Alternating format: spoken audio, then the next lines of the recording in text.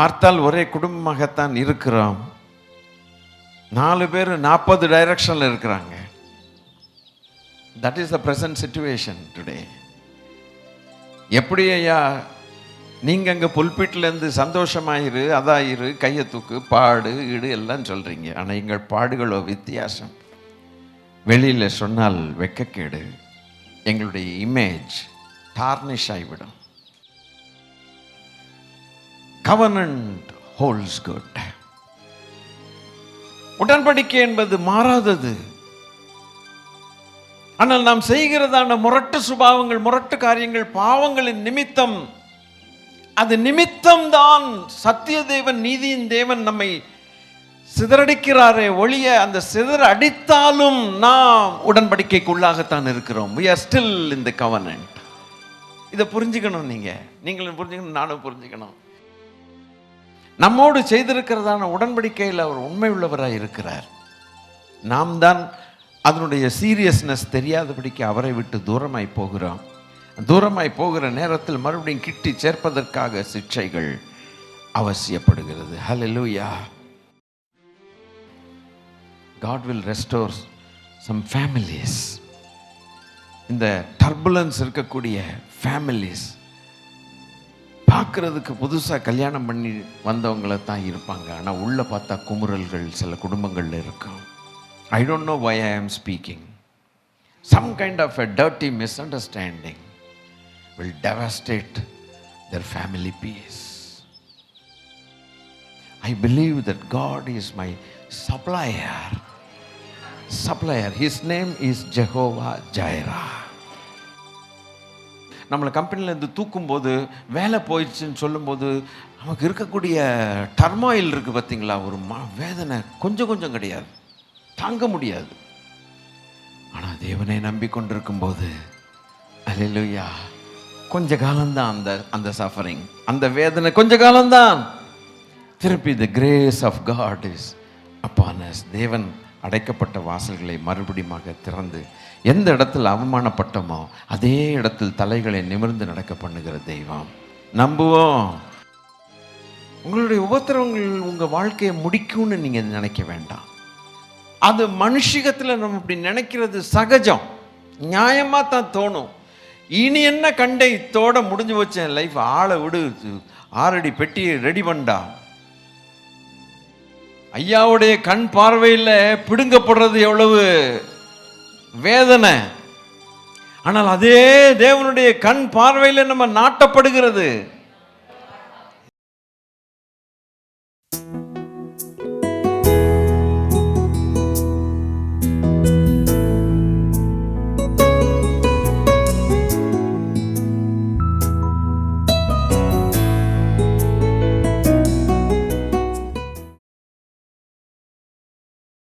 Book of Jeremiah chapter 31 verse 23 எடுத்துக்கொண்டு வாசிக்கலாம். எல்லாரும் வாசித்து மகிழலாம்.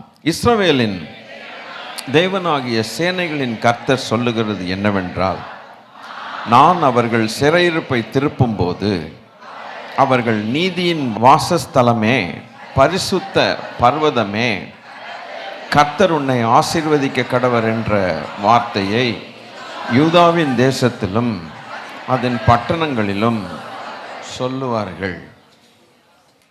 நான் அவர்கள் சிறையிருப்பை திருப்பும்போது அவர்கள் ஒன்று சொல்லுவாங்க, நான் ஒன்று சொல்கிறேன், அவர்கள் ஒன்று சொல்லுவாங்க. அப்போ அவர்கள் ஒரு காரியத்தை என்ன சொல்லுவாங்கன்னா, நீதியின் வாசஸ்தலமே, பரிசுத்த பர்வதமே, கர்த்தர் உன்னை ஆசீர்வதிக்க கடவர் என்ற வார்த்தையை யூதாவின் தேசத்திலும் அதன் பட்டணங்களிலும் அவர்கள் சொல்லுவார்கள் என்று ஆண்டவர் சொல்லுகிறார். எல்லாவற்றையும் கவனித்து பார்க்கிற இறைவன் தெய்வம். நம்ம என்ன சொல்லுகிறோம், சொல்ல வேண்டியதை சொல்ல முடியாமல் இருக்கக்கூடிய நிலைமைகளை தேவன் பார்க்கிறார். நிறைய நேரங்களில் சொல்ல வேண்டிய நல்ல காரியங்கள் நம்முடைய வாயிலிருந்து வருவதில்லை. ஏன் வருவதில்லை என்று சொன்னால், வரத்தக்கதான சந்தர்ப்பங்கள் இல்லை. We serve a wonderful, compassionate God. Hallelujah. Beautiful God. சொல்ல வேண்டிய நற்காரியங்கள் வாயிலே சொல்லத்தக்கதாக இருதயத்தில் ஆசைகள் உண்டு. அது வாயிலே வர வேண்டுமானால் சொல்லத்தக்கதான சூழ்நிலைகள் வாழ்க்கையில் அமைய வேண்டும். அமையாத பட்சத்தில் நாவிலே சந்தோஷமான வார்த்தைகள் வருவதில்லை. மற்றவர்கள் நாவிலிருந்து சந்தோஷமான வார்த்தைகள் வரும் பொழுது சில நேரங்களில் நம்முடைய நாவில் அது வரவில்லையே என்கிறதான தவிப்பு நமக்கு இருக்கும்போது துவண்டு போகிறோம். அந்த நாட்கள், அந்த நேரங்கள், அந்த வருஷங்கள், அந்த வாரங்கள், அந்த மாதங்கள், எல்லா காலங்களை கர்த்தர் ரொம்ப அழகாய் கவனிக்கிறார். அநேக காரியங்கள் உண்டு. அப்போ இந்த வார்த்தைகள், நல்ல வார்த்தைகள் வரணும்னு ஆசைப்படுகிற நேரங்களில் அந்த வார்த்தைகள் வராமல் போகிறது. இவைகளை, அந்த மாதங்களை, அந்த வருஷங்களை தேவன் கவனிக்கிறார். இவங்க என்ன சொல்லிட்டு இருக்காங்க என்று. தம்முடைய ஜனம் சந்தோஷமான வார்த்தைகளை சொல்லாமல் இருக்கும் பொழுது அவர் கவனித்து பார்த்து ரொம்ப வேதனைப்படுகிறார். அது வேதனைப்படுகிறதற்கு என்ன காரணம் என்று கேட்டால், தேவ ஜனம் எப்பொழுதும் வேதனைப்படும்படியாக தேவன் விரும்புகிறதில்லை. He is not a sadistic God. துன்புறுத்தி வேதனைகளிலிருந்து பெறப்படுகிறதான வார்த்தைகளோடு புலம்பிக் கொண்டிருக்க வேண்டும் என்று விரும்புகிற தெய்வம் கிடையாது. சுத்தமாக இல்லை. அப்படியானால் ஏன் இந்த ஜனங்கள் அப்படி புலம்புகிறார்கள்? எல்லாருடைய இருதயத்திலும் ஏதோ ஒரு புலம்பல்கள் உண்டு, வெளியில சொல்ல முடியாது. கர்த்தரை நம்பி வாழ்க்கையை நடத்தி கொண்டிருக்கிறோம். நாம் நடத்தவில்லை, அவர் நம்மை நடத்தி கொண்டிருக்கிறார். ஆனால் தீராத சில பிரச்சனைகளும் வேதனைகளும் நல்ல வார்த்தைகளை சொல்ல முடியாத ஒரு சூழ்நிலையில் இருந்து கொண்டு அதை வெளியிலே காட்டாமல் தவித்து கொண்டிருக்கிறதான நேரத்தில் ஆண்டவர் அதை கவனித்து பார்த்து மனதுருகுகிறார். அப்போ நாங்கள் புலம்பல் பாடும் பொழுது நீர் கவனித்திருக்கிறீரே, ஏன் புலம்பல் பாட வைக்கிறீர் என்று ஒரு வேளை கேள்வி கேட்கலாம். You may ask a question like that. What were you doing when we were stumbling and we were in our sorrows and agony? Why did you allow that, oh God? என்று ஒரு வேளை கேட்கலாம். அதற்கு சில காரணங்கள் உண்டு பிரியமானவர்களே. There is a historical background. சில காரியங்களை பொறுமையாக சொல்லுகிறேன். ஆண்டவருடைய பிள்ளைகளை நாம் சேர்ந்து தியானம் பண்ணுவோமாக.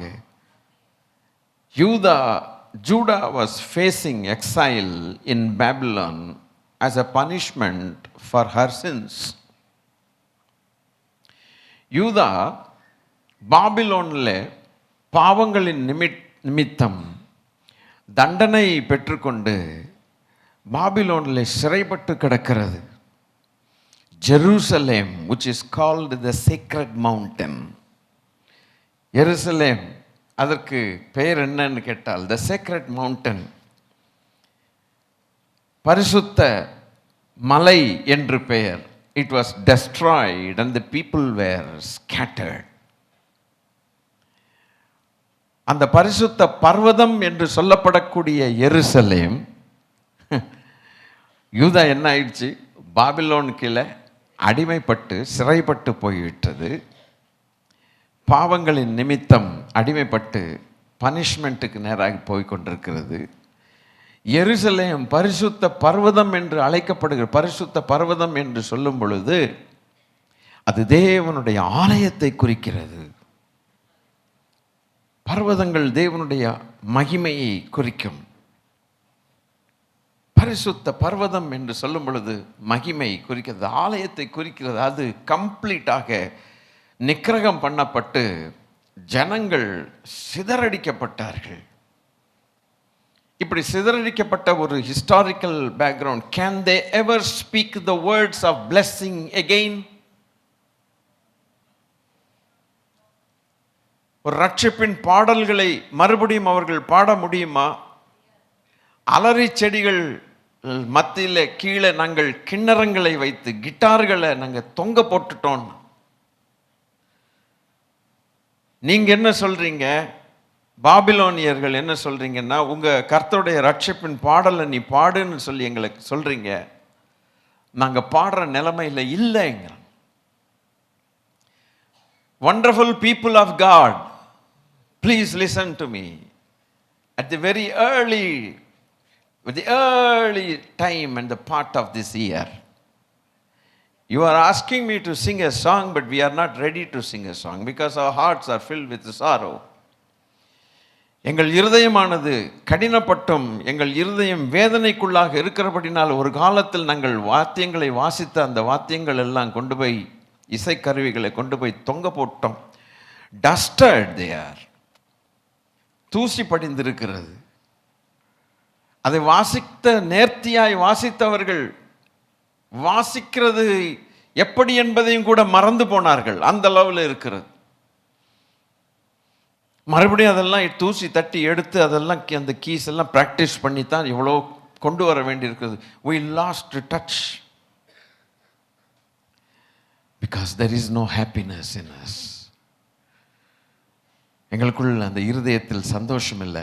அலறி செடியில் போய் தொங்க போட்டு வந்துட்டோம். நீங்களோ சர்வசாதாரணமாக பாடுன்னு சொல்கிறீங்க. how can we sing the song again by the rivers of Babylon? There we sat down and we wept. How can we sing the Lord's song? It is not possible.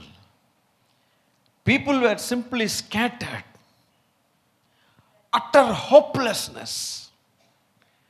கொஞ்சம் கூட ஒரு நம்பிக்கையற்ற ஒரு நிலைமை. என் ஆண்டவருடைய பிள்ளைகளை தயவு செய்து இந்த சூழ்நிலையை கொஞ்சம் கற்பனை செய்து பாருங்கள். we are happy today because we are not scattered today. Hallelujah. நாம் சிதறடிக்கப்படவில்லை. சிதறடிக்கப்படாமல் நாம் சந்தோஷமாக தேவன் நம்மை வைத்திருக்கிறார். ஒரு தேசமே சிதறடிக்கப்பட்டதானால் ஆளாளு எங்கெங்க போனான்னு எவனுக்கும் தெரியாது. அவங்களுக்குள்ள சுதந்திரங்கள் கிடையாது. திரும்பி அந்த சுதந்திரங்கள் பெற்றுக்கொள்வார்களா தெரியாது. திரும்ப பாடல்களை பாடுவார்களா தெரியாது. கோடி ரூபாய் கொடுத்தாலும் கூட திரும்ப அந்த பாடல்களை பாட முடியாது எங்களால். கசப்பும் வெறுப்பும் தான் எங்கள் உள்ளத்தை நிரப்பிற்று. There are some families here who say the same thing. How do you expect us to be happy and merry? And when we do it, it is on the outside, but not on the inside. உள்ளே நாங்கள் அழுகிறோம், வெளியில சிரிக்கிறோம். எங்களுக்குள் ஒற்றுமை இல்லை. பார்த்தால் ஒரே குடும்பமாகத்தான் இருக்கிறோம். 4 பேர் 40 டைரக்ஷன்ல இருக்கிறாங்க. That is the present situation today. எப்படி ஐயா நீங்க அங்க புல்பிட்லேருந்து சந்தோஷமாயிரு, அதாயிரு, கையை தூக்கு, பாடு, இடு எல்லாம் சொல்றீங்க. ஆனால் எங்கள் பாடுகளோ வித்தியாசம். வெளியில் சொன்னால் வெட்கக்கேடு, எங்களுடைய இமேஜ் டார்னிஷ் ஆகிவிடும். திஸ் இஸ் அவர் லைஃப் என்று சொல்லி புலம்புகிற கர்த்தருடைய பிள்ளைகள் இன்னைக்கும் உண்டு. தேவன் நல்லவர், நம்மை ஒன்று சேர பண்ணி கூட்டி வைத்திருக்கிறார். ஆனால் அந்த மக்களுக்கு ஒன்று சேர்றது கூட இடமில்லாதபடிக்கு they were simply scattered. Hallelujah.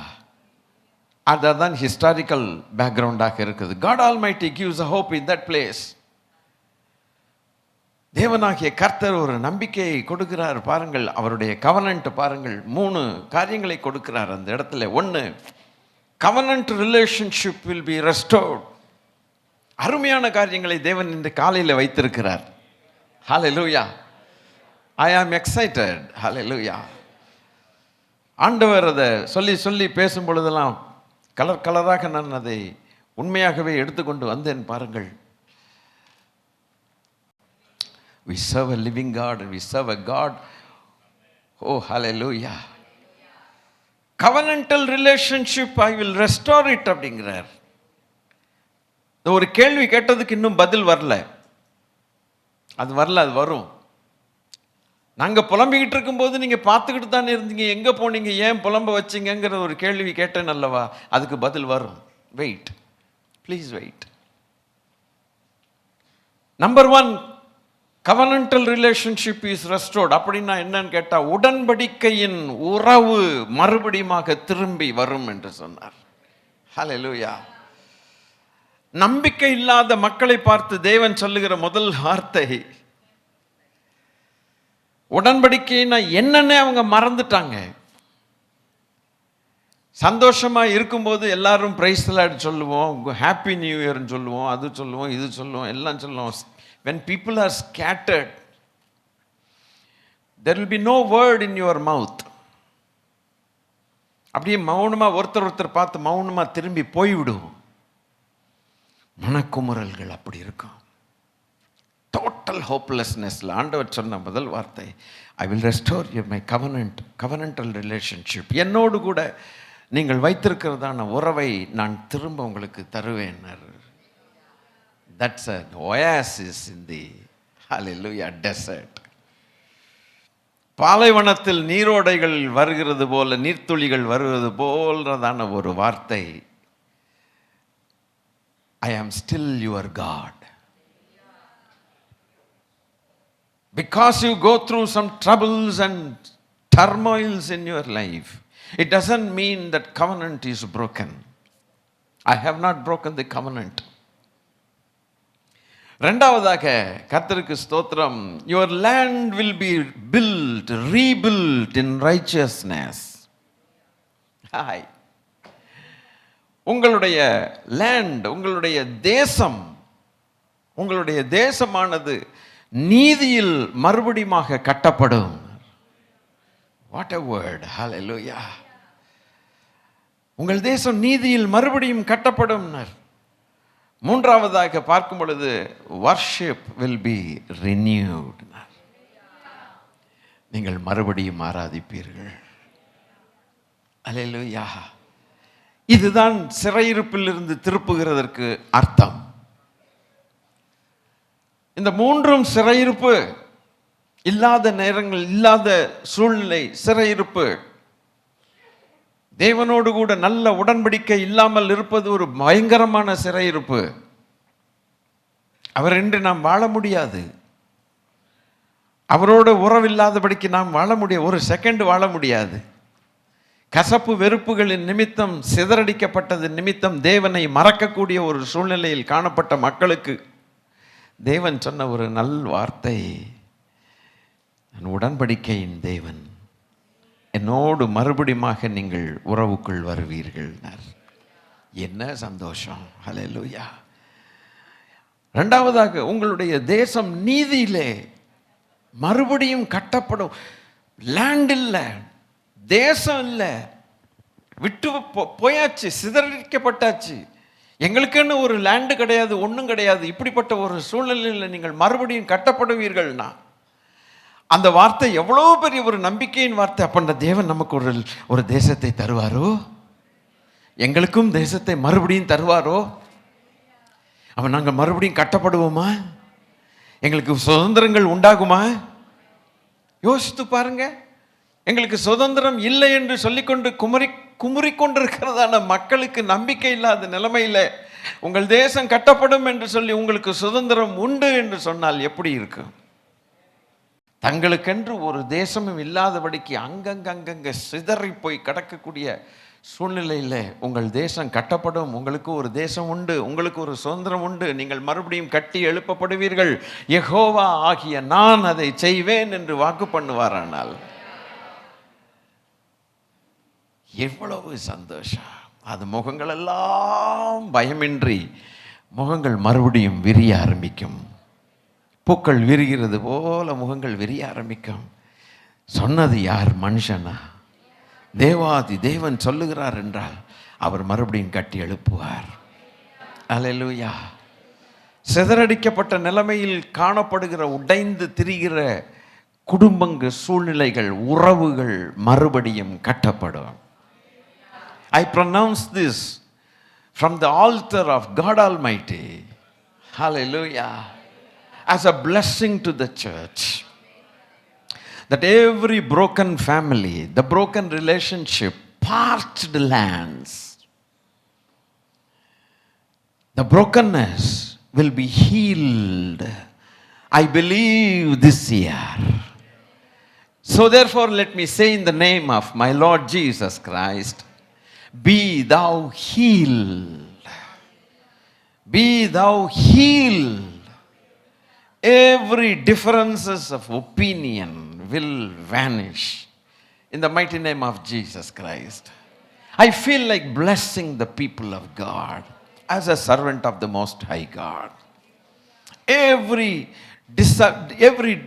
differences, opinion differences, every little irritations,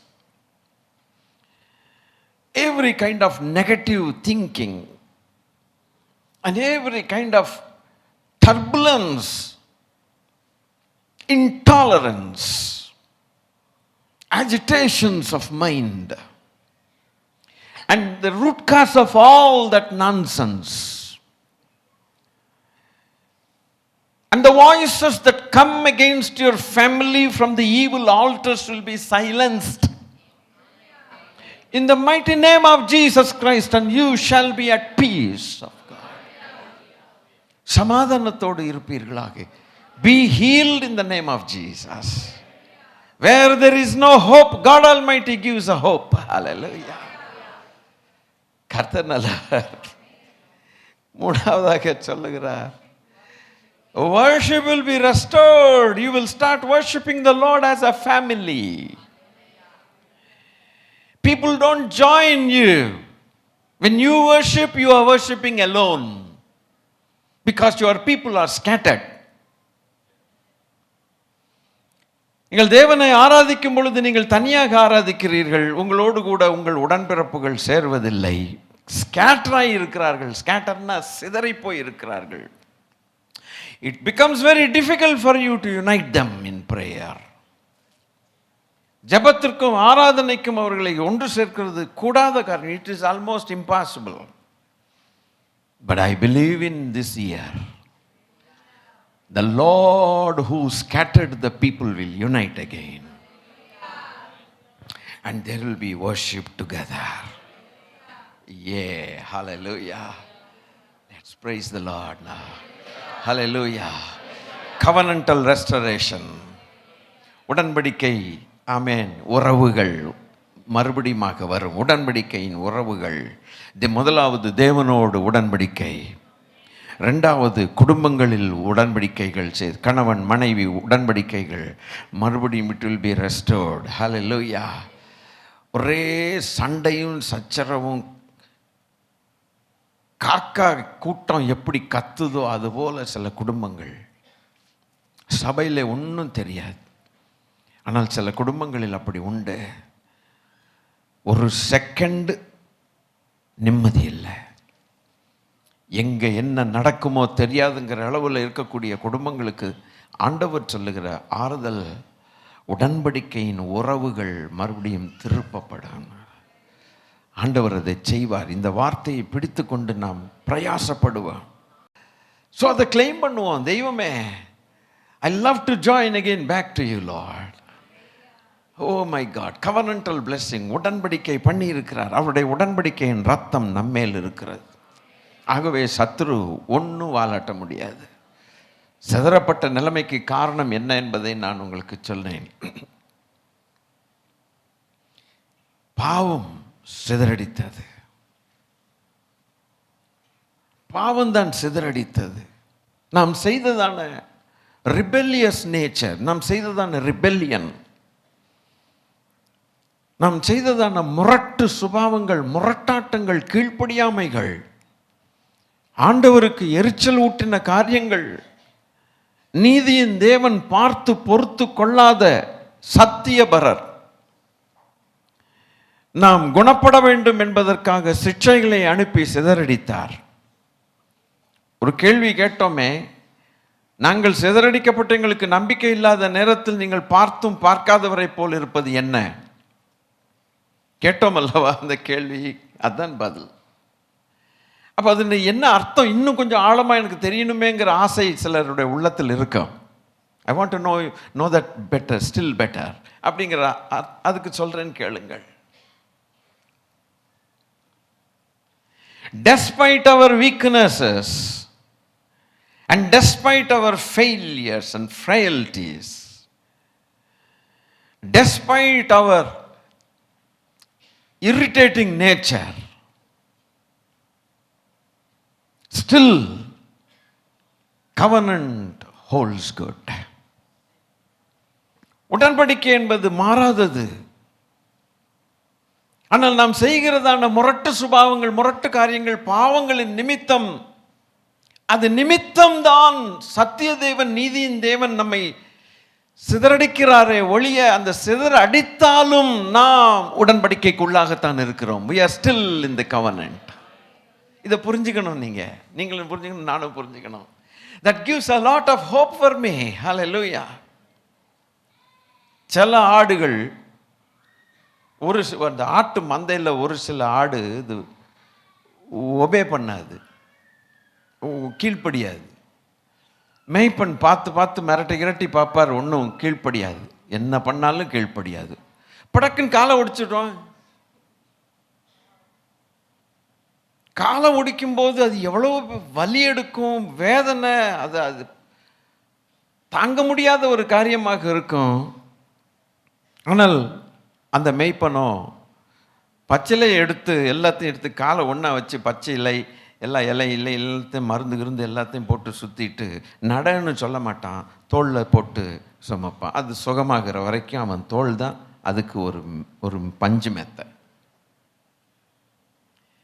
ஒரு பக்கம் வலி எடுத்துக்கிட்டு இருக்கும், கால் உதறிக்கிட்டு இருக்கும், இன்னொரு பக்கம் நடக்க விட மாட்டான். கர்த்தருக்கு ஸ்தோத்திரம். இப்படிதான் தேவன் நடத்துகிறார். பாவங்கள் செய்து சிதறடித்த பொழுது அவர் மறந்து விடவில்லை. அந்த உடன்படிக்கை வேலை செய்து கொண்டே இருக்கும். ஆனால் அந்த நாட்களில் நமக்கு இழப்புகள் அதிகமாகும். தேவனுக்கு கீழ்ப்படிந்து அவர் பாதத்தில் உட்கார்ந்திருந்து பாவத்தை வெறுத்துவிட்டு நீதியின் தேவனை அண்டிக் கொள்வோமானால் நமக்கு வரவேண்டிய ஆசீர்வாதங்களுக்கு ஒருபோதும் தடை இருக்கவே இருக்காது. உங்களுக்கு புரிந்ததா என்று ஒரு கேள்வியை நான் கேட்கிறேன். அது ஞானம். That is wisdom. That is wisdom. இந்த ஜனங்கள் முரட்டு சுபாவத்தில் இருந்தது நிமித்தம், எரிச்சல் நிமித்தம், விக்கிரகங்களை ஆராதித்தது நிமித்தம், தேவனுக்கு எரிச்சல் ஊற்றினது நிமித்தம், அந்நியர்களுடைய கைகளிலே தேவன் அவர்களை விற்க வேண்டிய ஒரு சூழ்நிலை ஏற்பட்டது. நைய புடைத்தார்கள். அந்த நேரத்தில் தேவனுடைய கண்கள் அழுது கொண்டிருந்தது, பார்த்து கொண்டிருந்தது. ஆனாலும் உடன்படிக்கை வேலை செய்தது. ஒரு காலகட்டம் தான் மனதுருக்கத்தின் தேவன் மறுபடியும் இறங்குகிறார். ஹல்லேலூயா. நம்மேல் மனதுருக்கத்தின் தேவன் மறுபடியும் இறங்குகிறார். அவருடைய உடன்படிக்கை அதை செய்கிறது. பிரியமானவர்களே, he is very true and faithful in his own covenant that he has made with human beings. நம்மோடு செய்திருக்கிறதான உடன்படிக்கையில் அவர் உண்மை உள்ளவராய் இருக்கிறார். நாம் தான் அதனுடைய சீரியஸ்னஸ் தெரியாதபடிக்கு அவரை விட்டு தூரமாய் போகிறோம். தூரமாய் போகிற நேரத்தில் மறுபடியும் கிட்டி சேர்ப்பதற்காக சிக்ஷைகள் அவசியப்படுகிறது. ஹல்லேலூயா. ஆமென், ஆமென், ஹல்லேலூயா. இஸ்ரவேலுக்கு வாக்குப்படி இன்ப கானான் அளிக்கவில்லையோ? இஸ்ரவேலுக்கு வாக்குப்படி இன்ப கானான் அளிக்கவில்லையோ? சிற்சில வேளையில் சிற்றையினால் உன்னை கிட்டி சேர்க்கவில்லையோ? சிற்சில வேளையில் சிற்றையினால் உன்னை இழுக்கவில்லையோ? இல்லையோ, இல்லையோ, இல்லையோ மனஸ்தா கொள்ளவில்லையோ, மனஸ்தாபம் கொள்ளவில்லையோ. இஸ்ரவேலுக்கு வாக்குப்படி இன்ப கானான் அளிக்கவில்லை. சந்தோஷமா பாடுவோமா? இஸ்ரவேலுக்கு வாக்குப்படி இன்ப கானான் அளிக்கவில்லையோ. இப்போது இவர்களை நிர்மூலம் செய்வதென்றும் பின்னும் இறங்கவில்லையோ.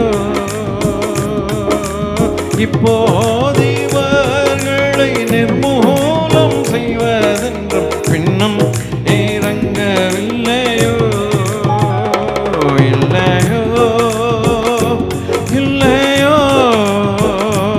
இல்லையோ, மனஸ்தாபம் கொள்ளவில்லையோ, மனஸ்தாபம் கொள்ளவில்லையோ. ஆதரவாய் பல ஆண்டுகளின் பரன் அடைக்கலமாயிருந்தார்.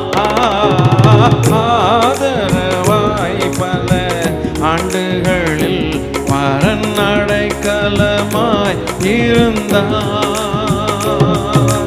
காதலுடன் அவர் கைப்பணி செய்திட கனிவுடன் ஆதரித்தார்.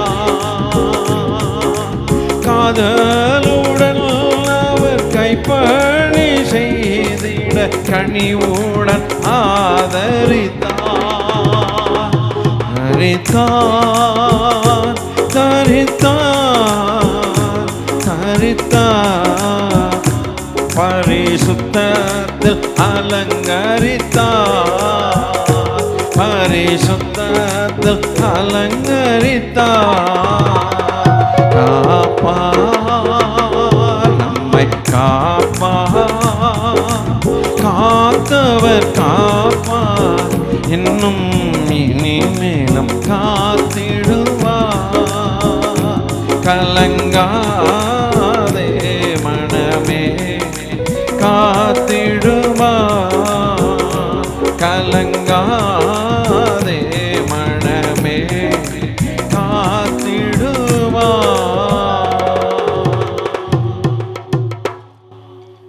அடுத்து தியோலாஜிக்கல் இம்ப்ளிகேஷன்ஸ். முதலாவது ஹிஸ்டாரிக்கல் பேக்ரவுண்ட் என்னன்னு பார்த்தோம். அடுத்து இறையியல் சம்பந்தமான ஒரு காரியத்தை பார்க்க போனால், He is a sovereign and a faithful God. நீங்கள் அதை மனதில் ஆழமாய் பதித்து கொள்ள வேண்டும். God is a sovereign God and is a most faithful God. என்ன அர்த்தம் அப்படின்னு சொன்னா, தன்னிச்சையாக எதையும் செய்ய வல்லமை உள்ள தெய்வம். ஹல்லேலூயா. The sovereignty-னா அதான் அர்த்தம். There is no power beyond him. அவருக்கு மிஞ்சின வல்லமை, அவருக்கு மிஞ்சின ஆலோசனை கர்த்தாக்கள் ஒருவரும் இல்லை. அவர் எதை வேண்டுமானாலும் செய்வார். அவர் அப்படிப்பட்ட ஒரு குணத்தை இருக்கிறபடினால் நாம் ரட்சிக்கப்பட்டிருக்கிறோம். ஆமென். கோர்ட்டில் போய் சத்ருவானவன் நமக்கு விரோதமாய் பல குற்றங்களோடு நிற்பான். பல குற்றங்களோடு சார்ஜ் ஷீட் போட்டு நிற்பான்.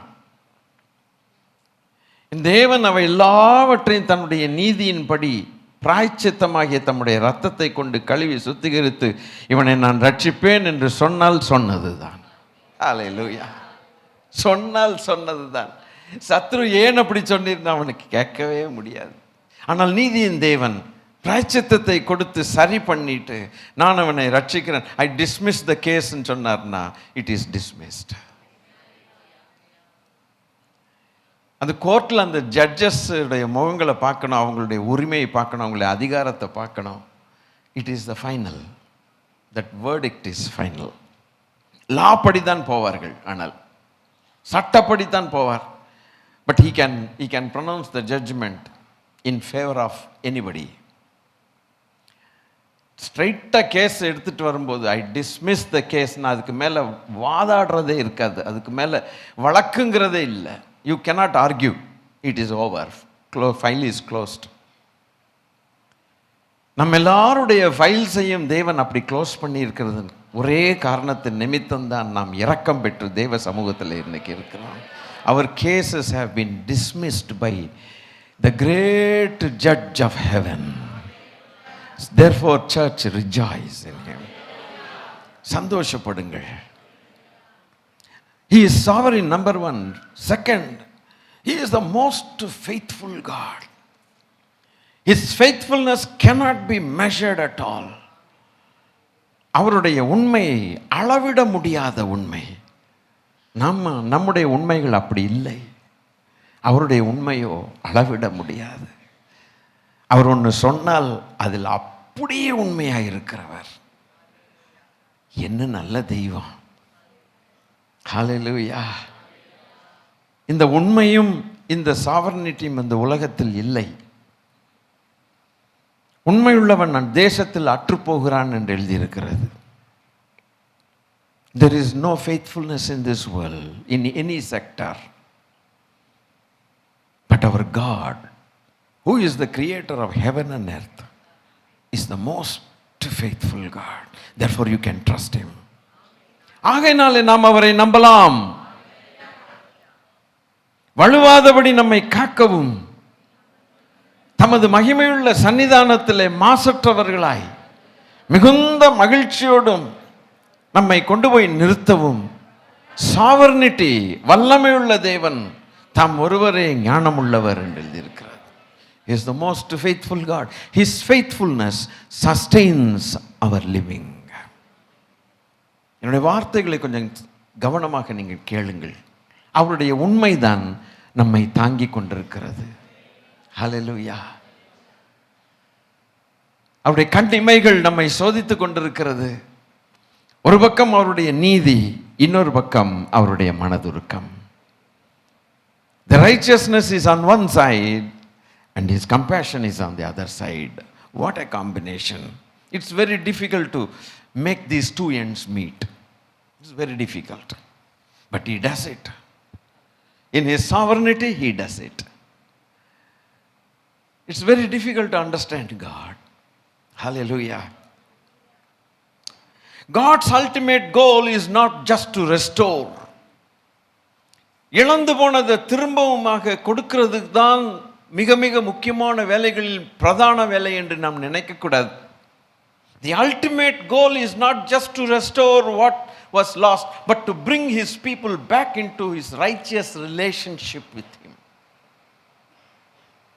அவரோடு கூட நீதியின் உறவுக்குள் கொண்டு வருகிறது தான் தேவனுடைய பிரதான நோக்கமாக இருக்கிறது.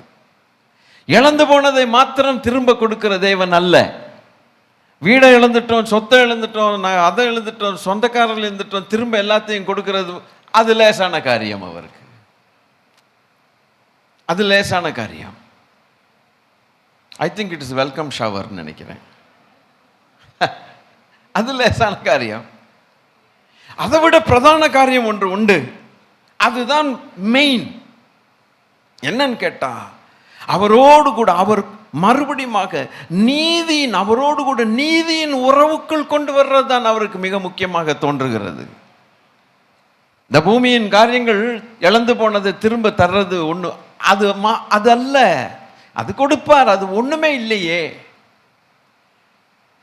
இழந்து போன அத்தனையும் பூமியில் உள்ள ஆசீர்வாதங்கள், பிசிக்கல் பிளெஸிங்ஸ், மெட்டீரியல் பிளெஸிங்ஸ் திரும்ப கொடுத்து அவரோடு உறவு இல்லாவிட்டால் என்ன லாபம்? இழந்த அத்தனையும் பூமியில் மெட்டீரியல் பிளெஸிங்ஸ் திரும்ப நம்ம பெற்றுக்கொண்டு அவரோடு கூட நீதியின் வாழ்க்கை இல்லாவிட்டால் என்ன லாபம்? அவருடைய நீதிக்கு பக்கத்திலேயே நம்மால போக முடியலையே. ஆனா எல்லா பிளெஸிங் இருக்குது. That is not the aim of God. அது தேவனுடைய பிரதான நோக்கம் கிடையாது. It's mistaken notion amongst Christians today. எங்களுக்கு எல்லாம் கர்த்தர் திருப்பி கொடுத்துட்டு, எங்களுக்கு எல்லாம் கொடுத்துட்டாரு, அதனால கர்த்தர் நல்லவர், நாங்கள் எப்படி நாங்கள் உங்களை காட்டிலும் ஆசீர்வதிக்கப்பட்டவர்கள் சிலருடைய அபிப்பிராயம். That is not the matter here. அவரோடு கூட உனக்கு நீதியின் உறவு எப்படி இருக்கிறது? அதுதான் அதுதான். இப்ப நாம் எதை வாஞ்சிக்க வேண்டும்? அவரோடு கூட நீதியிலே நம்முடைய உறவு கரெக்டாக இருக்கிறதா? இந்த மேட்டர்லாம் கொடுக்கிறது ஒரு சின்ன சின்ன விஷயம். இழந்து போனதை திரும்ப தருவார். ஆனால் ஒரு ஆத்துமாவை நீதியின் தேவனோடு கூட அவர் இணைத்து வைத்திருக்கிறது தான் இழந்து போனதை தேடவே மனுஷகுமாரன் வந்தார் என்பதற்கு அர்த்தம். அதுதான் பிரதான நோக்கம். பிரியமானவர்களே, இன்றைக்கு நம்முடைய உறவுகள் நீதியில் இருக்கிறதா, தேவனோடு இருக்கிறதா? நாம ஒரு கோணத்தில் போறோம், அவர் ஒரு கோணத்தில் போறாருன்னா இது ரெண்டுமே செட் ஆகாது. கர்த்தருக்கு ஸ்தோத்திரம். ஆனால் அதான் அல்டிமேட். இன்று நாம் சில இப்படிப்பட்ட ஒரு சூழலில் இருக்கக்கூடிய மக்களுக்கு ஒரு 7 விதமான ப்ராமிசஸ் அடுத்தடுத்து அடுத்தடுத்து அடுத்தடுத்து அதே அதிகாரத்தில் சொல்லுகிறார். ஒன்னொன்னாக நாம் பார்த்துட்டு வெகு சீக்கிரமாக நாம் முடிக்க பிரயாசப்படுவோம். அதே எரேமியால 24வது வசனத்தை வாசிக்கலாம். அதில் யூதாவும் அதனுடைய எல்லா பட்டணங்களின் மனுஷரும் பயிரிடும் குடிகளும் மந்தைகளை மேய்த்து திரிகிறவர்களும் ஏகமாய் குடியிருப்பார்கள்.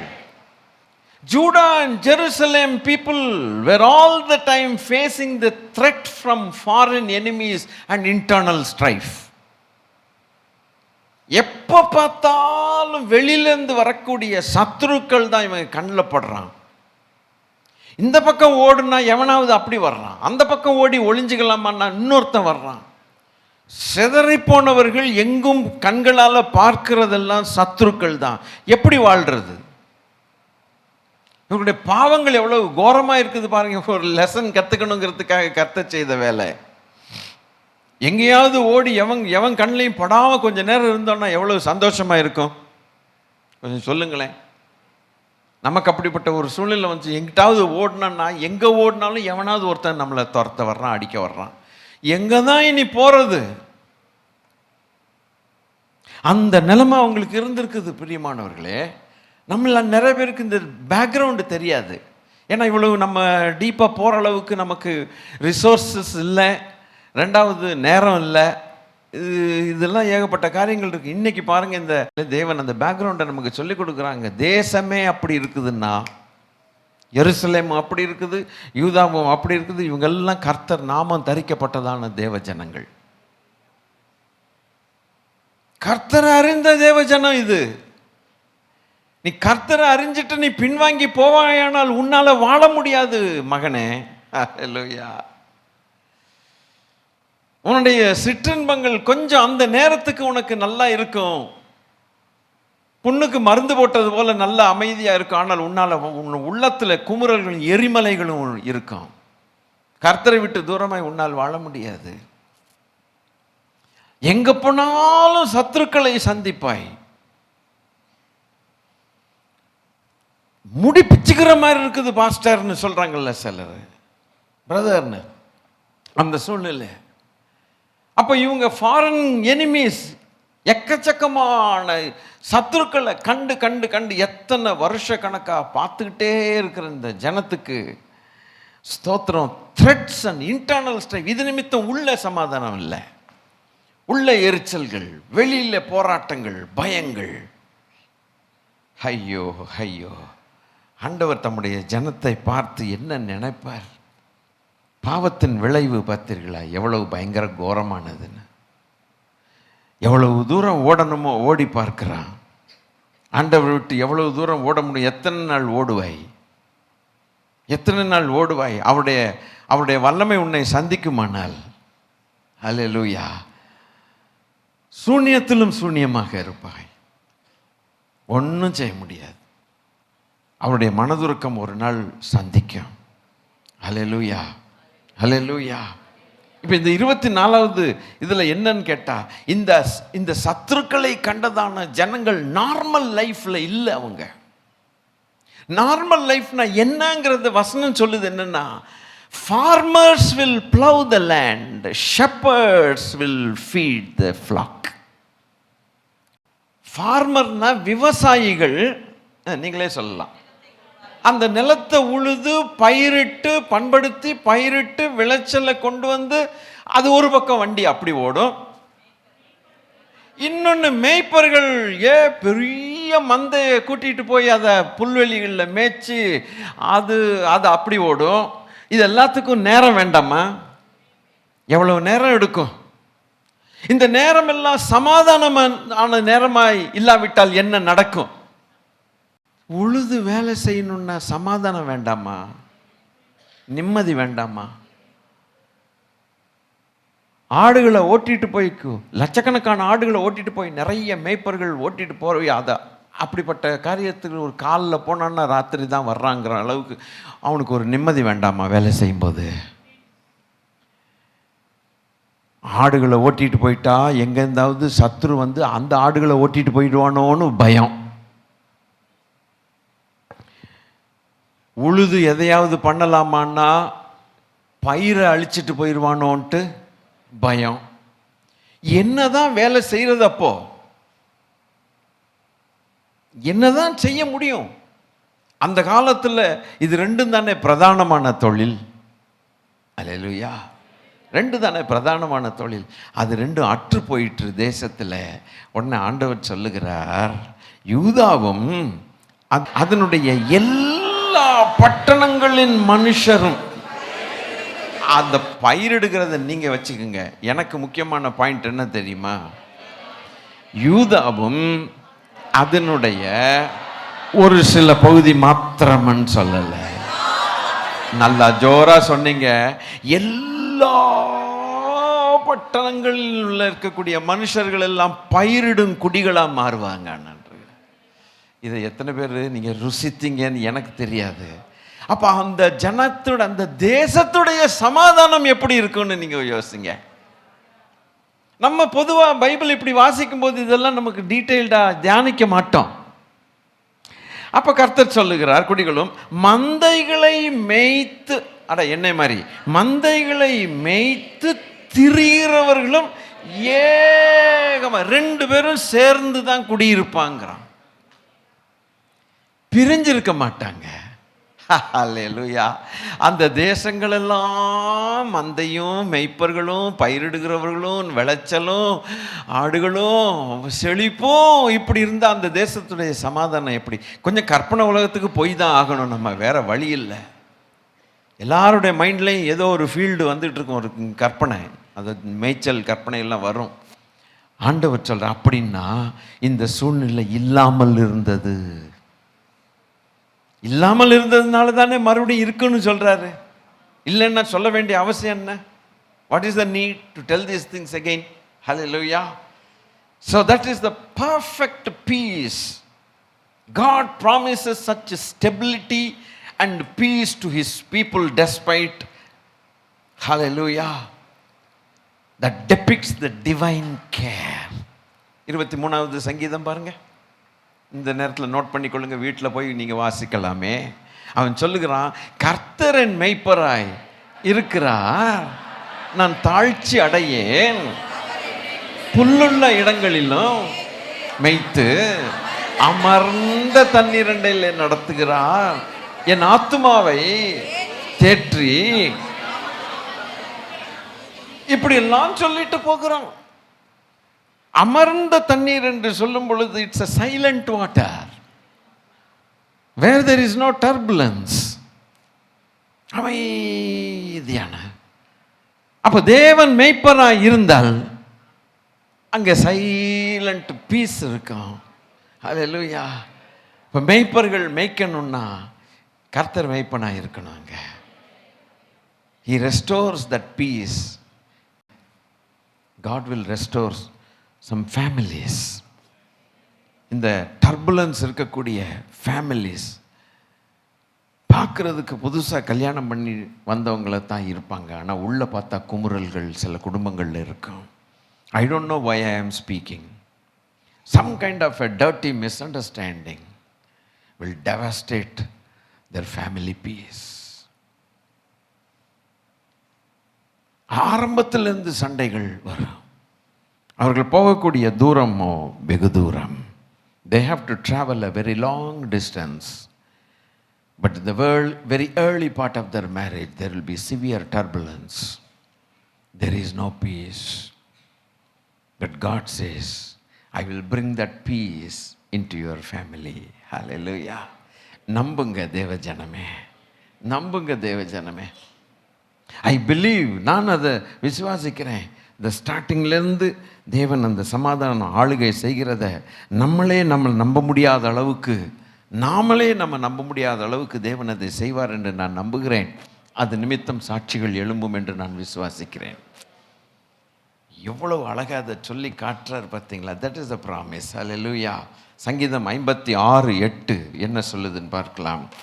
என் அலைச்சல்களை தேவரீர் எண்ணி இருக்கிறீர், என் கண்ணீரை உம்முடைய துருத்தியில் வையும், அவைகள் உம்முடைய கணக்கில் அல்லவோ எழுதியிருக்கிறது. கர்த்தருக்கு ஸ்தோத்திரம். Is a most compassionate God. அவருடைய உடன்படிக்கை நிமித்தம் தான் இவைகளை செய்கிறார்.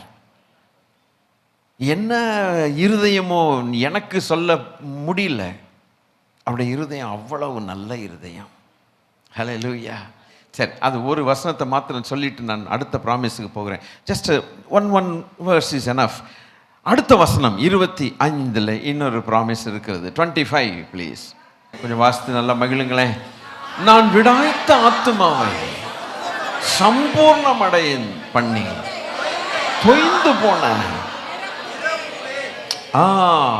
தொய்ந்து போன எல்லா ஆத்மாவையும் நிரப்புவேன். What a great promise is that. ஐயோ, எத்தனை பேர் உணர்றீங்கன்னு எனக்கு புரிய மாட்டேங்குது. ஏன் இவர்கள் ஆத்மா தொய்ந்திருக்கிறது? they become weary. ஏன் அப்படின்னா, they were terribly weary and they were enduring the exile, war, separation from the homeland. இந்த மூணுமே இருக்குது. எங்கேயோ எவன்ட்டையோ போய் அடிமையாகிறது நம்பர் 1. சண்டைகள் யுத்தங்களை பார்த்தது நம்பர் 2. மூணாவது, தங்க சொந்த லேண்டை விட்டு தூரமாக வந்து ஹோப்லெஸ் கண்டிஷனில், நம்பிக்கை இல்லாத கண்டிஷனில் உட்காந்துக்கிறதுனால பயங்கர சோர்வாயிட்டாங்க. இன்றைக்கி நம்ம வீடுகளில், நம்ம வாழ்க்கையில் ஒரு சின்ன காரியத்துக்காக எவ்வளவு சோர்வடைகிறோம். ஒன்று நமக்கு கிடைக்க வேண்டியது கிடைக்கலைன்னா, நிராகரிக்கப்பட்டதுன்னா, அடுத்த நிமிஷம் வருது பாருங்க அன்இன்வைட்டட் வியரினஸ். எங்கேருந்து நம்ம வரவேற்காத சோர்வெல்லாம் அன்றைக்கி வந்து சேரும். அவன் முகத்தை பார்த்தாலே தெரியும் ஏதோ சம்திங் ராங் அப்படின்னு. ஏதோ ஒரு இன்சிடெண்ட் நடந்திருக்குது, அதனால் முகம் அதை காட்டி கொடுக்குது. அது மறுபடியுமாக மாறும். அது மாறும் பொழுது வித்தியாசமாக முகம் மாறிவிடுகிறது. பட் இவங்க வாழ்க்கை கொஞ்சம் யோசிச்சு பாருங்க. ஸ்கேட்டர்டான பீப்புளை யோசிச்சு பாருங்க. ஹோம்லேண்டை விட்டு வெளியில் வந்துட்டாங்க. வார்ஸை பார்க்குறாங்க, யுத்தங்களை பார்க்குறாங்க. இன்னும் இப்படிப்பட்டதான காரியங்கள் எல்லாம் எக்ஸைல், அடிமைத்தனத்துக்குள்ளே போய்விட்டாங்க, செதறப்பட்டாங்க. இவங்களுக்கு எங்கே சந்தோஷம்? சோர்வு. அப்போ விடாய்த்து போன ஆத்துமாக்களாக இருக்கிறாங்க. ஆண்டவர் சொல்லுகிறார், the Lord is watching everything. ஒன்னொன்னா வாட்ச் பண்ணுறாரு பாருங்க. ஹல்லேலூயா. நீங்கள் அதை உணர்ந்து தேவனை துதித்தால் நலமாக இருக்கும். எல்லாத்தையும் வாட்ச் பண்ணுறார். கொஞ்ச நேரத்துக்கு முன்னால் எதை வாட்ச் பண்ணாருன்னா, ஃபார்மர்ஸ் இல்லை, ஷெப்பர்ட்ஸ் இல்லை, விவசாயிகள் இல்லை, மேய்ப்பர்கள் இல்லை, தேசத்தில் நிம்மதியாக சமாதானமாக இருக்கக்கூடிய சூழ்நிலையில் வாட்ச் பண்ணுறார். ரெண்டாவது, இவங்க எல்லாம் தொங்கி போயிட்டாங்க, தொய்ந்து போயிட்டானுங்க வச்சுக்கலாம். சண்டைகளும் இதையும் பார்த்து நொந்து போயிட்டாங்க. நம்ம சொல்கிறோம்ல, நொந்து நூல் ஐட்டம்னு. சிலர் சொல்லுவாங்க நொந்து நூலாகி நூடுல்ஸ் ஐட்டம்பாங்க. அதுபோல் சூழ்நிலைகளில் பாவம் ஆத்துமாக்களை பார்க்கிறார் தெய்வம். அவன் தொங்கி போயிட்டான். ஒரு பாட்டு படி, நான் என்னத்தை படிக்கிறது? ஒரு பைபிள் வசனம் சொல்லு, நான் என்னத்தை சொல்கிறது? பயான்றான். சர்ச்சுக்கு வாடான்னா வந்து என்ன லாபம் போ அப்படிமா. தொய்ந்து போயிட்டாங்க, சோர்ந்து போனாங்க. ஆண்டவர் சொல்கிறார், அத்தனை ஆத்துமாக்களையும் நான் நிரப்புவேன்கிறார். எதனால் நிரப்புவேன்? உற்சாகத்தினால் நிரப்புவேன். அவர்களை சந்தோஷத்தினால் நிரப்புவேன். உன்னை சர்ச்சுக்கு வாடான்னு ஒருத்தனை கூப்பிட வேண்டிய அவசியமே வராது. நான் இன்னொருத்தனை நீங்கள் சர்ச்சுக்கு வாடான்னு கூப்பிட வேண்டாம், உங்களுக்கு முன்னால் அவன் ஓடி வருவான். நீங்கள் நம்புவீங்களா? என்னடா இந்த மாதிரி பேசுகிறார், நான் நல்லவா பேசலப்பையா, அங்கே உள்ளவர் மேலே பேசிகிட்டு இருக்கிறாரு. தொய்ந்து போன ஆத்மாக்களை நிரப்புவேன்னு சொன்னார். உற்சாகத்தின் ஆவினாலே தங்குவாராம், மகிழ்ச்சியை மறுபடியும் தருவாராம். ஹல்லேலூயா. இது எல்லாம் நோட் பண்ணி வைத்துக்கொண்டு ஜெபம் பண்ணுங்கள். சில சூழ்நிலைகள் அப்படி வரும் பொழுது இந்த வசனங்கள் நம்மை தாங்கும். It will support us. Hallelujah. காரணம் இல்லாமல் தேவன் இதை காட்டுகிறது இல்லை. ஹல்லேலூயா. லேவியராகமம் 25:19 பூமி தன் கனியை தரும், நீங்கள் திருப்தியாய் சாப்பிட்டு அதில் சுகமாய் குடியிருப்பீர்கள். என்ன அர்த்தம் தெரியுமா? இந்த ஃபார்மர்ஸ் மறுபடியும் வேலை செய்கிறான்ல, they will eat the fruit of the land. ஹல்லேலூயா. உன் கையின் பிரயாசத்தை நீ சாப்பிடுவது தேவன் உன்னை நிரப்புவதற்கு அடையாளம். பணப்பற்றாக்குறை தரித்திரத்தை கர்த்தர் சபிப்பாராக. ஹல்லேலூயா. வேலை இல்லா திண்டாட்டத்தை கர்த்தர் சபிப்பாராக. வேலை இல்லைங்கிறதுனால தானே தொய்ந்து சோர்ந்து போய் பிஸ்னஸ் சரியா வரல, ஆர்டர்ஸ் சரியா கிடைக்கிறது இல்லை. கிடைச்ச ஆர்டருக்கு நீங்க வேலை செஞ்சு கொடுத்த செக் அவன் ஒன்றும் கொடுக்கறது இல்லை. செக்காவது உடனே கொடுத்துட்டா. பிஸ்னஸ் பண்றவங்களுக்கு பெரிய பிரச்சனை என்ன தெரியுங்களா? ஆர்டர் வர்றது பெரிய ப்ராப்ளம். Competitive world. நம்ம ஒன்று சொன்னோம்னா நமக்கு ஒரு 10 பைசா குறைச்சி இன்னொருத்தன் ரெடியாக நிற்கிறான். அப்போ ஆர்டர் அவனுக்கு போயிடுது. எங்கே போனாலும் நமக்கு ஏதாவது ஒருத்தன் தட்டிட்டு போயிடுறான் நம்மள்த. தோத்திரம். சரி, நமக்கு கிடைச்ச ஆர்டரில் சீக்கிரம் என்ன தேவை, ஒரு மேனுஃபேக்சர் பண்ணி என்னதோ ஒன்று அவனுக்கு ப்ராடக்டை கொடுத்துட்டோன்னா செக்கு கொடுக்கறதுக்கு 5 வருஷம் எடுக்கிறான் ஐயா. திருப்பி செக்கு வந்தால் தானே எனக்கு நான் வேலை செய்ய முடியும். பெரிய ப்ராப்ளம் இது. ஒரு 10 பேர்ட்ட செக்ஸ் மாட்டி இருக்கும். சம்பளம் வராது, பணம் வராது. இவன் வேலை செய்கிறவனுக்கு எவன் கொடுப்பான் கூலி? மெட்டீரியல் எவன் வாங்குவான்? திருப்பி எப்படி நம்ம வேலை செய்கிறது? எங்கேருந்து கடன் வாங்கு அதுக்குன்னு. அந்த கடனை தீர்க்கிறதுக்கு உனக்கு கொள்முதல் மறுபடியும் வந்தால் தானே. அப்பா, எல்லாம் பிடுங்கிட்டு போகுதே. இந்த ஃபார்மர்ஸ் வேலை செய்கிறான் ஐயா, இந்த விவசாயி உழுது வேலை செய்கிறான். பூமி கனியை தரணும், பலனை தரணும். ஹல்லேலூயா. கர்த்தர் சொல்றார், நீ படுகிற பிரயாசத்துக்கு 100 தனையாய் பலனை பெறுவாயினர். அது வீணாகாதுனர். அது தேவனுடைய ஆசீர்வாதம். ஈசாக்கு அந்த வருஷத்தில் 100 மடங்கு பெற்றான். என்ன சந்தோஷம்!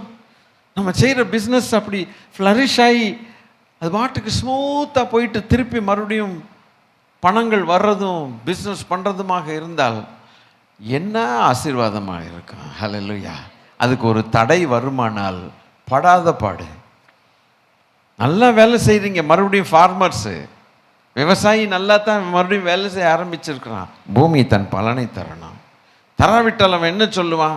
நான் இவ்வளோ நாள் வேலை செய்ய முடியல, பட் இப்போ வேலை செய்ய வச்சுங்க, நான் இப்போ வேர்வை செஞ்சு வேலை செய்கிறேன், பூமி பலனை தரலையே, இது என்னதுன்னு கேட்பான். ஆண்டவர் சொல்லுகிறார், அல்லேலூயா, அதை நிரப்புவேன் என்று சொன்னார். அப்படியானால் அந்த விவசாயி செய்யக்கூடிய வேலை அந்த பூமியை கனிகளால் பலனால் நிரப்புகிற தெய்வம். அந்த பூமியை நிரப்புகிற தெய்வம். பூமியை பலனால் நிரப்புகிறான். தொட்டா போதும் அதுக்கு பலன் தரும். அப்படி ஒரு வாழ்க்கை இருந்தால் எப்படி இருக்கும்? ஹல்லேலூயா. அவன் அந்த அந்த விவசாயி கொஞ்சம் பாடுபட்டு அந்த பூமியை தொட்டா போதும். கொஞ்சம் சொல்லுங்களேன்.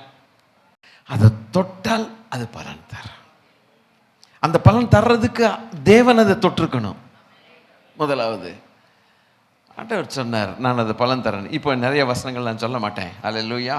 எப்படி அதை நிரப்புவார், எவைகளால் நிரப்புவார் அப்படின்னா, முதலாவது பாயிண்ட் என்னன்னா, நாம் அந்த ஃபார்மர்ஸ் அவர்கள் பட்ட பிரயாசத்துக்கு பலன் அப்படி நிரப்புவாராம். Hallelujah. That is point number 1. இப்போ நீங்கள் சொன்னதெல்லாம் அதுக்குள்ள பாயிண்ட் நம்பர் 1. ரெண்டாவது இந்த ஆசீர்வாதத்துக்குள்ள பாயிண்ட் நம்பர் 2 வாசிங்க. 37வது சங்கீதம் 19வது வசனம். அவர்கள் ஆபத்து காலத்திலே வெட்கப்பட்டு போகாதிருந்து பஞ்ச காலத்திலே, இதுதான் என் விசேஷம். ஹல்லேலூயா. நான் ஒரு காலேஜில் வேலை செஞ்சிட்டு இருக்கும்போது கோயம்புத்தூரில் ஒரு பெரிய இந்த ஈராக் வார் அந்த டைமில் வந்தது. ஈரான் ஈராக் அந்த குவைட் வார்ன்னு நினைக்கிறேன். அது ஏதோ ஒரு மண்ணங்கட்டி நான் மறந்துட்டேன்னு வச்சுங்களேன் வந்தது. அது நிமித்தம் எங்கேயுமே பெட்ரோலே கிடையாது. எல்லா கேஸ் ஸ்டேஷன்ஸ்லேயும் கயிறை கட்டி விட்டுருவான். நாங்கள் இருக்கிறதோ ஒரு மலைப்பகுதி, அது சிட்டியை விட்டு 25 கிலோமீட்டர் உள்ள. எங்கள்கிட்ட நல்ல தண்ணி மாத்திரம் கிடைக்கும். எங்கள் தண்ணியை போல் வேறு பெஸ்ட்டு வேறு இடத்துல இருக்காது. அதை வச்சுட்டு என்ன பண்ண முடியும்? பஸ் ஓட்ட முடியுமா? லாரி ஓட்ட முடியுமா? ஸ்கூட்டர் ஓட்ட முடியுமா? எல்லாம் என்ன பண்ணிட்டாங்க, காலேஜ் பஸ் எல்லாம் பந்து, எல்லாம் ஷெட்டில் இருக்குது.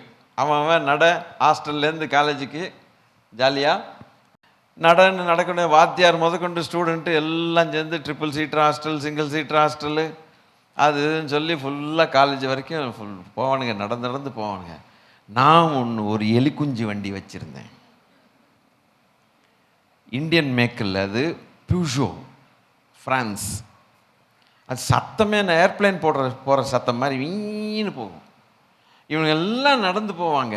நம்ம வண்டி ஒன்று தான் சத்தம் போட்டுட்டு போகும். நம்ம வண்டி சத்தத்தை கேட்டாலே இந்த வர்றாண்டாவன்னு சொல்லிடுவாங்க. அப்போ அவங்க கேட்பாங்க, உனக்கு மாத்திரம் எங்கேருந்து petrol கிடச்சிதுன்னு.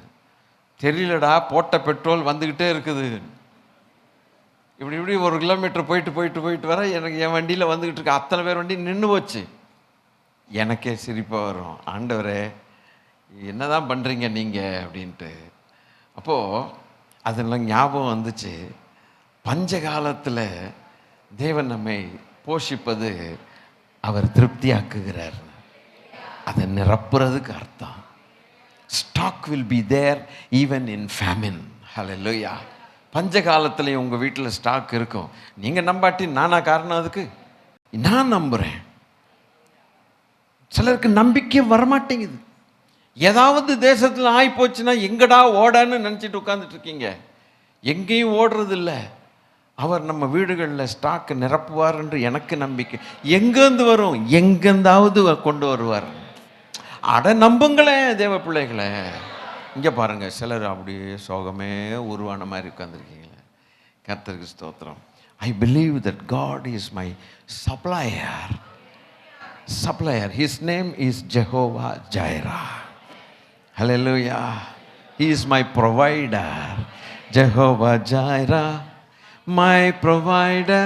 My Lord shall supply all my needs. Jehovah Jireh, my provider. அப்படின்னு ஒரு பாட்டு ஒன்று இருக்கு. Jehovah Jireh, my provider. His grace is sufficient for me. Jehovah Jireh, my provider, His grace is sufficient for me. My God shall supply all my needs according to His riches in glory. He shall give His angels charge over me. Jehovah Jireh cares for me. Jehovah Jireh cares for me.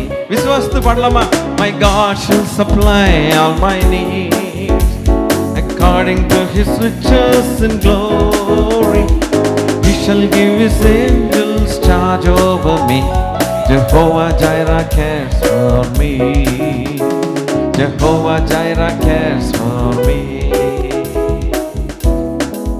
பஞ்சகாலத்தில் போஷித்து நிரப்புவார். ஏசாயா 58:11. ஏசாயா 58:11. சிலருக்கு இது மனப்பாடமாய் தெரிந்த வசனமாக கூட இருக்கலாம். கர்த்தர் நித்தமும் உன்னை நடத்தி மகா வறட்சியான காலங்களில் உன் ஆத்துமாவை திருப்தியாக்கி உன் எலும்புகளை நினமுள்ளதாக்குவார். நீ நீர்ப்பாய்ச்சலான தோட்டத்தைப் போலவும் வற்றாத நீரூற்றை போலவும் இருப்பாய். எப்போ? வறட்சியான காலங்களில். வறட்சியான காலங்களில் எப்படிங்க வற்றாத நீரூற்றை போல இருக்கிறதுங்க? அப்ப என்னன்னு அர்த்தம்னா, எங்க பார்த்தாலும் வறட்சியா இருக்கும், உங்களுக்கு மாத்திரம் செழிப்பா இருக்கும். அல்லேலூயா. எங்க பார்த்தாலும் பஞ்சமா இருந்தது, எகிப்துல மாத்திரம் தானியம் இருந்தது. ஸ்தோத்திரம். He became a supplier. நித்தமும் உன்னை நடத்தி. லேசான வறட்சி கிடையாது, மகா வறட்சியான காலங்களில் உன் ஆத்மாவை திருப்தியாக்கி எலும்புகளை நினமுள்ளதாக்குவார். நீ ஆவிக்குரிய அர்த்தங்கள் இது. ஆனாலும் இந்த பூமிக்குரிய காரியங்களும் அதுக்கு பொருத்தம். அந்த வறட்சியான சுற்றிலும் வறட்சி இருக்கும், நமக்கோ செழிப்பு இருக்கும். ஹல்லேலூயா. இதை நம்புவோம். சுற்றிலும் பஞ்சங்கள் இருக்கும், சுற்றிலும் நோய்கள் இருக்கும், நம்முடைய எலும்புகளுக்கு ஆரோக்கியம் இருக்கும். ஹல்லேலூயா. My God is the one who differentiates his people and who are not his people. அவருடைய ஜனத்துக்கும் அவருடைய ஜனம் அல்லாதவர்களுக்கும் உள்ள வித்தியாசத்தை தேவன் காண்பிப்பார். அவருக்கு ஊழியம் செய்கிறவன் இன்னார் என்றும் ஊழியம் செய்யாதவன் இன்னார் என்றும் ரெண்டு பேருக்கு இருக்க வித்தியாசத்தை திரும்பவும் காண்பிப்பேன் என்று சொன்னார். He is a God of difference. அவரை யாரையும் ஏமாற்ற முடியாது. ஆகவே அவரை அண்டிக் கொண்டவர்களுக்கு மகா வறட்சியான காலமும் ஒன்றுதான், செழிப்பான காலமும் ஒன்றுதான். ஹல்லேலூயா. செழிப்பான காலமும் மகா வறட்சியான காலமும் நல்ல வேலை சொன்னீங்க, போங்க, ஒண்ணுதான். அவருக்கு இருளும் வெளிச்சமும் சரி என்று போட்டிருக்கிறது. அவருக்கு முன்பாக இருளும் வெளிச்சமாகத்தான் இருக்கணும். அதுபோலதான் தேவனுடைய பிள்ளைகளுக்கு எகிப்திலே தேவன் அதை செய்யவில்லையோ? எகிப்துனா என்னன்னு கேட்குறீங்களா? செய்யவில்லையோ? எல்லாருக்கும் இருட்டா இருக்கும்போது கோசேன் நாட்டில் அவருடைய ஜனத்துக்கு மாத்திரம் வெளிச்சம் வந்தது. எல்லாம் தூசியும் வண்டுமா இருக்கும்போது அவங்க தேசத்தில் மாத்திரம் ஒன்றுமே இல்லை, சூப்பராக இருந்துச்சு. அவன் நல்லா வயிறு எரிஞ்சது பார்வோனுக்கு, என்னடான்ட்டு. ஆகவே தேவன் அது ஒரு திருப்தின்னு வச்சுங்களேன். இப்போ அடுத்த திருப்தி 90:14 மூணாவதாக பார்க்கும்போது இந்த இதில் சப்டிவிஷன் தான் பார்க்குறோம். இந்த ப்ராமிஸில் சப்டிவிஷன் திருப்தி ஆக்குவார்னு போட்டிருக்கு இல்லையா? அது என்னென்ன திருப்திங்கிறத பார்த்துக்கிட்டு இருக்கிறோம். 90:14 என்ன சொல்லுங்க? நாங்கள் எங்கள் வாழ்நாளெல்லாம் களிகூர்ந்து மகிழும்படி காலையிலே உமது கிருபையினாலே திருப்தி ஆக்கும். மகா வறட்சி காலத்தில் திருப்தி. அதுக்கப்புறம் ஃபார்மர்ஸ் வேலை செய்தது நிமித்தம் விளைச்சல்னாலே பலன், உன் கையின் பிரயாசத்தை நீ சாப்பிடுவாய்ங்கிற திருப்தி. மூணாவது திருப்தி, எங்கள் வாழ்நாளெல்லாம் ஐயா கொஞ்சம் சொல்லுங்க ஐயா, அம்மா, எங்கள் வாழ்நாளெல்லாம் களிகூர்ந்து மகிழும்படி காலையில் எங்களை உமது கிருபையால். Grace of God, the grace of God will open the doors which are shut for you. Hallelujah. உனக்கு முன்பாக அடைக்கப்பட்ட வாசல்களை திறப்பது தேவனுடைய கிருபை போய் திறக்கும். ஆமென். அடைபட்ட வாசல்களை திறக்கும். எந்த ஃபைலுமே அதிகாரி தொடமாட்டார். பார்த்துட்டு முடியாதுன்னு சொன்னவர் உங்க ஃபைலை மாத்திரம் கையெழுத்து போட்டு அனுப்பிடுவார். எப்படி இது நடக்கும் தெரியலையா? அவருடைய கிருபை. அவரை நம்பி இருக்கிறேன், அவர் கிருபையை நம்பி இருக்கிறேன், எனக்கு இதை கர்த்தர் செய்தார். அல்லேலூயா. கோயம்புத்தூரில் ஒரு ஆயில் கம்பெனி. அந்த ஆயில் கம்பெனியில் ஒரு ஒரு ஓரளவுக்கு வாலிபனும் கிடையாது, சின்ன பையனும் கிடையாது, நடுத்தர வயதில் இருக்கவங்க ஒருத்தன் ஜாபுக்காக வேலைக்காக போயிருக்கிறான். போனோடனே இன்டர்வியூக்கு கூப்பிட்ருக்காங்க. அந்த ஆயில் கம்பெனியில் மேனேஜர்ஸு எல்லாருமே பெரிய பெரிய கோட்டெல்லாம் போட்டுட்டு பெரிய பெரிய ஆட்கள். கம்பெனியுடைய இன்டர்வியூ போர்டு எப்படி இருக்கும்? இந்த பையன் உள்ளே வந்தோடனே எல்லோரும் சொன்னாங்க, டே உனக்கு கிடைக்கிறது கஷ்டம்டா, நீ படிப்பும் சரியில்லை, ஒன்றும் இல்லை, நீ போய் உனக்கு பேசவும் தெரியாது, என்ன எப்படிரா இவங்க முன்னாலெலாம் போய் நிற்பேன்னு. அவன் கர்த்தருடைய பிள்ளை. இந்த பையன் உள்ளே போயிருக்கிறான். உள்ளே போனோடனே இவனை பார்த்துட்டு பாட்டு படிப்பியான்னு கேட்டிருக்கிறாங்க.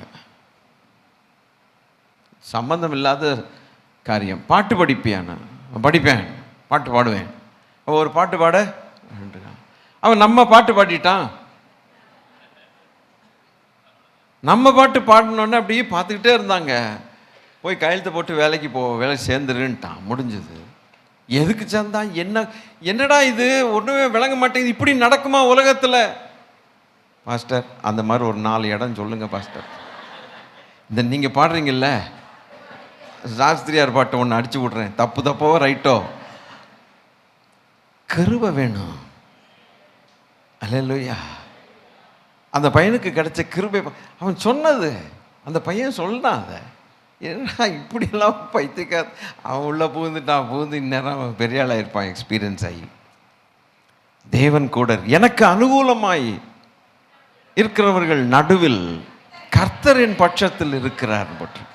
எனக்கு அனுகூலம் பண்ணுகிறவர்கள் நடுவில் 118வது சங்கீதம் அதில் 7வது வசனத்தில் அப்படி போட்டிருக்குது. எனக்கு அனுகூலம் பண்ணுகிறவர்கள் நடுவில் கர்த்தரின் பட்சத்தில் இருக்கிற. நம்ம பெரிய பெரிய படிப்புகள்லாம் படிச்சிருப்போம், ஒரு பையன் நம்ம முகத்தையே பார்க்க மாட்டான். படிச்சியா ஓரமாயிரு அப்படிமா. ஆனால் தேவ கிருபை இருந்தா, அல்லேலூயா. ஒரு சகோதரன் சாட்சி சொன்னாருங்க. இன்னைக்கு ஒரு கம்பெனியில் நம்மளை விட்டு தூக்கிட்டான், வெளியில் போக சொல்லிட்டான். எவன் வெளியில் போச்சோன்னா அவனே கூப்பிட்டு திருப்பி வேலை கொடுத்தான்ட்டு. ஐ திங்க் பீட்டர் இதானே சொன்னேன். அல்லேலூயா. ஒரு கிரேஸ் அது, ஸ்தோத்திரம். இன்னொரு தம்பி அப்படிதான், தப்பாக தம்பி மேலே ஒரு அலிகேஷன்ஸ் போட்டு அங்கே மேலே இருக்கிறவங்க, யூஎஸில் இருக்கிறவங்க தப்பாகி கடைசியில் ஒரு பெரிய கிளப்பி விட்டு ஒரு குட்டையை கிளப்பின மாதிரி ஆக்கி விட்டானுங்க. ஜெபிச்சோம், கர்த்தருக்கு ஸ்தோத்திரம். Things came to normalcy. தன்னால் அது நார்மல் ஆகி திருப்பி எந்த இடத்துலேருந்து தூக்கணும்னு பார்த்தாங்களோ அந்த இடத்துல தான் இன்றைக்கி நல்ல தம்பி நல்ல ஒரு சேலரியில் வேலை செய்கிறார். இதெல்லாம் ரொம்ப ஆச்சரியமான காரியங்கள். அந்த நேரத்தில் நம்மளை தள்ளி விடும்போது, நம்மளை கம்பெனிலேருந்து தூக்கும்போது, வேலை போயிடுச்சுன்னு சொல்லும்போது நமக்கு இருக்கக்கூடிய டர்மாயில் இருக்குது பார்த்தீங்களா, ஒரு வேதனை கொஞ்சம் கொஞ்சம் கிடையாது, தாங்க முடியாது. ஆனால் தேவனை நம்பிக்கொண்டிருக்கும் போது அல்லேலூயா, கொஞ்ச காலம்தான் அந்த சஃபரிங், அந்த வேதனை கொஞ்ச காலம்தான். திருப்பி the grace of God is upon us. தேவன் அடைக்கப்பட்ட வாசல்களை மறுபடியுமாக திறந்து எந்த இடத்தில் அவமானப்பட்டோமோ அதே இடத்தில் தலைகளை நிமிர்ந்து நடக்க பண்ணுகிற தெய்வம். நம்புவோம். நான் பல இடங்களில் ருசி பார்த்துருக்கிறேன். பல நேரங்களில் என்னுடைய வாழ்க்கையில் நான் ருசி பார்த்தேன். அடாடாடா, அதெல்லாம் சொன்னால் ரொம்ப ஆச்சரியமாக இருக்கும். நம் தேவன் செய்கிறதான சில காரியங்கள்லாம் ரொம்ப ஹியூமரஸாக இருக்கும். Sometimes God is very very humorous. ரொம்ப ஜாலியாக இருக்கும்னு வச்சுங்களேன். அவரோடு இணைந்திருக்கிறது தான் பாக்கியம். ஹல்லேலூயா. இனி நான்காவதாக 91:16 வாசித்து பாருங்கள். நான்காவது, எதனால் திருப்தி ஆக்குவார் அப்படின்னா 91:16. நீடித்த நாட்களால் அவனை திருப்தியாக்கி என் ரட்சிப்பை. Long life is a blessing. எத்தனை பேருக்கு அது இருக்குதோ தெரியல. போதும் கர்த்தாவேன்னு சொல்கிற ஆட்கள்லாம் இருக்கு போல இருக்குதுங்க. சூரச்செடியில் கீழே படுத்துக்கிட்டு போதும் கர்த்தாவேனா, போதுமெல்லாம் கிடையாது, நீடித்த நாட்கள். யோபு எத்தனை தலைமுறை இருந்தார் சொல்லுங்க? 4 தலைமுறை. 4 தலைமுறை இருந்துட்டு பிள்ளைகளுடைய பிள்ளைகளை கண்டார், பிள்ளைகளுடைய பிள்ளைகளை கண்டார். அப்போ 3 பொம்பளை பிள்ளைங்களை பற்றி தான் போட்டிருக்குது. என்ன பேசலாமா? யோபுக்கு 3 பொம்பளை, அதாவது 10 பிள்ளைங்க இருக்கும்போது ஆம்பளை பையங்க இருந்தாங்க. ஆனால் கடைசி 42வது அதிகாரத்தில் 3 பொம்பளை பிள்ளைங்க. இந்த பொம்பளை பிள்ளைங்க பயங்கர அழகுள்ள பிள்ளைங்கன்னு போட்டிருக்குது. பூமியில் ரொம்ப அழகுள்ள பிள்ளைங்க. அப்போ ஆம்பளை பிள்ளைங்க இருந்த மாதிரி இல்லை. ஆனால் பிள்ளைகளின் சந்ததி பிள்ளைகளை கண்டான்னா ஒரு பிள்ளை 3 மாத்திரம் இல்லை, அவனுக்கு பல பிள்ளைகளை தேவன் தந்திருப்பார் என்கிறதான அபிப்பிராயம். இந்த ஆசீர்வாதங்கள்லாம் எப்போ அவன் கண்டான்னா இந்த உபத்திரவங்கள் எல்லாம் முடிஞ்ச பிறகு ஸ்டார்ட் ஆகுது. விளங்கலை? உபத்திரவங்கள் வரைக்கும் அவனுக்கு ஒன்றுமே கிடையாது, பிள்ளைகளே கிடையாது. 10 பேர் இருந்தாங்க, அவங்கெல்லாம் போயாச்சு. அப்போ இந்த உபத்திரவ காலம் முடிந்த பிறகு தேவன் மறுபடியுமாக துளிர்க்க பண்ணி, அவனுடைய வாழ்க்கையை துளிர்க்க பண்ணி, அப்போ அவன் என்ன நினச்சிருப்பான்? எல்லாம் காஞ்சி போன கட்டை மாதிரி நான் உட்காந்துருக்கிறேன், என் மனைவி அதை விட ஒரு காஞ்சி போன கட்டை, எங்களை வச்சு இனி என்ன ஆண்டவர் எங்களை ஆசீர்வதிக்க போகிறாருன்னு சொல்லிட்டு நினச்சிக்கிட்டு இருக்கிற வேளையில் மறுபடியுமாக ஒரு குடும்பம், பிள்ளைகள், பிள்ளைகளுடைய கல்யாணங்கள், பிள்ளைகள், அவங்களுக்கு பிள்ளைகள் பிறக்குது. இப்படி பிறந்து 4 தலைமுறை பார்த்தான்னா இவனுடைய வாலிபம் திரும்பி இருக்கும்னு நான் நினைக்கிறேன். கர்த்தர் நல்லவர். நீங்கள் சோத்திரம் என்ன பண்ணுறீங்களோ தெரியல. கிளவியாகி இத்தோட கருவாடாகி போகிறேன்னு சொன்னதான நிலைமைகளை தேவன் ஈஸியாக மாற்ற அவரால் கூடும். செத்துப்போன கர்ப்பம் மறுபடியும் திரும்ப உதவுமான்னு ஒரு அம்மா பார்த்து சிரிச்சது. மாவடு மாதிரி சுருங்கி போன கர்ப்பப்பை, it's all shrunk. There is no life in the bag. There is no capacity to hold a baby. There is no strength. Everything is gone. All secretions, everything is vanished. So it's just a shrunk bag, that's all, to be cut and thrown away. அந்த மாதிரி ஒரு நிலைமையில் எனக்கு பிள்ளை பிறக்குமான்னு சொல்லி சிரிச்சதை தேவன் எவ்வளோ அழகாய் செய்தார். அல்லேலூயா. நீடித்த நாட்களால் 4 தலைமுறை வரைக்கும் இருந்து, எத்தனை வருஷம்? 140 years, 140 வருஷம் உயிரோடு இருந்து தலைமுறைகள் சந்ததியின் சந்ததிகளை பார்த்து பூரண வயதில் அவன் மரித்தான்னு போட்டிருக்குது. ஆஃப்டர் தி ப்ராப்ளம்ஸ், உபத்திரவங்களுக்கு அப்புறம் தான் இது நடக்குது. எவ்வளோ ஒரு தேவன் பார்த்தீங்களா? ஹல்லேலூயா. உங்களுடைய உபத்திரவங்கள் உங்கள் வாழ்க்கையை முடிக்கும்னு நீங்கள் நினைக்க வேண்டாம். அது மனுஷிகத்தில் நம்ம இப்படி நினைக்கிறது சகஜம், நியாயமாக தான் தோணும். இனி என்ன கண்டே, இத்தோட முடிஞ்சு வச்சேன் லைஃப், ஆளை விடு, 6 அடி பெட்டியை ரெடி பண்ணா. ஸ்தோத்திரம். சிலர் பரன் மேலே பெட்டி ரெடியாக வச்சுருந்தாலும் வச்சுருப்பாங்க. என் பெட்டி நானே தயார் பண்ணி பரன் மேலே வச்சுக்கிறேன்னு. ஆத்திர அவசரத்துக்கு எதுவும் ஆகிப்போச்சுன்னா பெட்டி இறக்குடான்னு. பரன்லேருந்து இறக்கு, அதுக்கப்புறம் அங்கேருந்து பூமியில் இறக்கு, 2வது இறக்கு. No, God can renew again. கழுகுக்கு சமானமாய் வயது திரும்ப God can. Hallelujah. சொல்லுங்க, God can. Hallelujah. இப்படி ப்ராமிஸே கொடுக்கக்கூடிய ஒவ்வொரு சண்டையும் இருக்கக்கூடாதா ஆண்டவரே? சரி, 5வதாக 36வது அதிகாரம் 8வது வசனம், சங்கீதம் 36:8. உமது ஆலயத்தில் உள்ள சம்பூர்ணத்தினால் திருப்தி அடைவார்கள், உம்முடைய பேரின்ப நதியினால் அவர்கள் தாகத்தை. ஒரு மனுஷனுக்கு ஒரு உண்மையான திருப்தி என்னன்னு கேட்டால் ஆத்தும திருப்தி. தேவன் தம்முடைய ஆலயத்தில் கொண்டு வந்து அவரோடு கூட நீதியில் இணைய பண்ணுகிறார். ஆலயத்தின் நன்மை, அல்லேலூயா, அதை நாடி தேடி ஓடி அலைந்த தாவீது அதை பெற்றுக்கொண்டான். இது ஒரு வசனம். அத்தோடு நான் முடிக்கிறேன். இதுக்கு மேலே வசனங்கள் நிறைய உண்டு, சொல்ல மாட்டேன். கர்த்தருக்கு ஸ்தோத்திரம். 26வது வசனம் வாசிங்க, எல்லாரும் வாசிங்க. இதற்காக நான் விழித்து பார்த்து கொண்டிருக்கிறேன், என் நித்திரை எனக்கு இன்பமாயிருந்தது. சொன்னது யார்?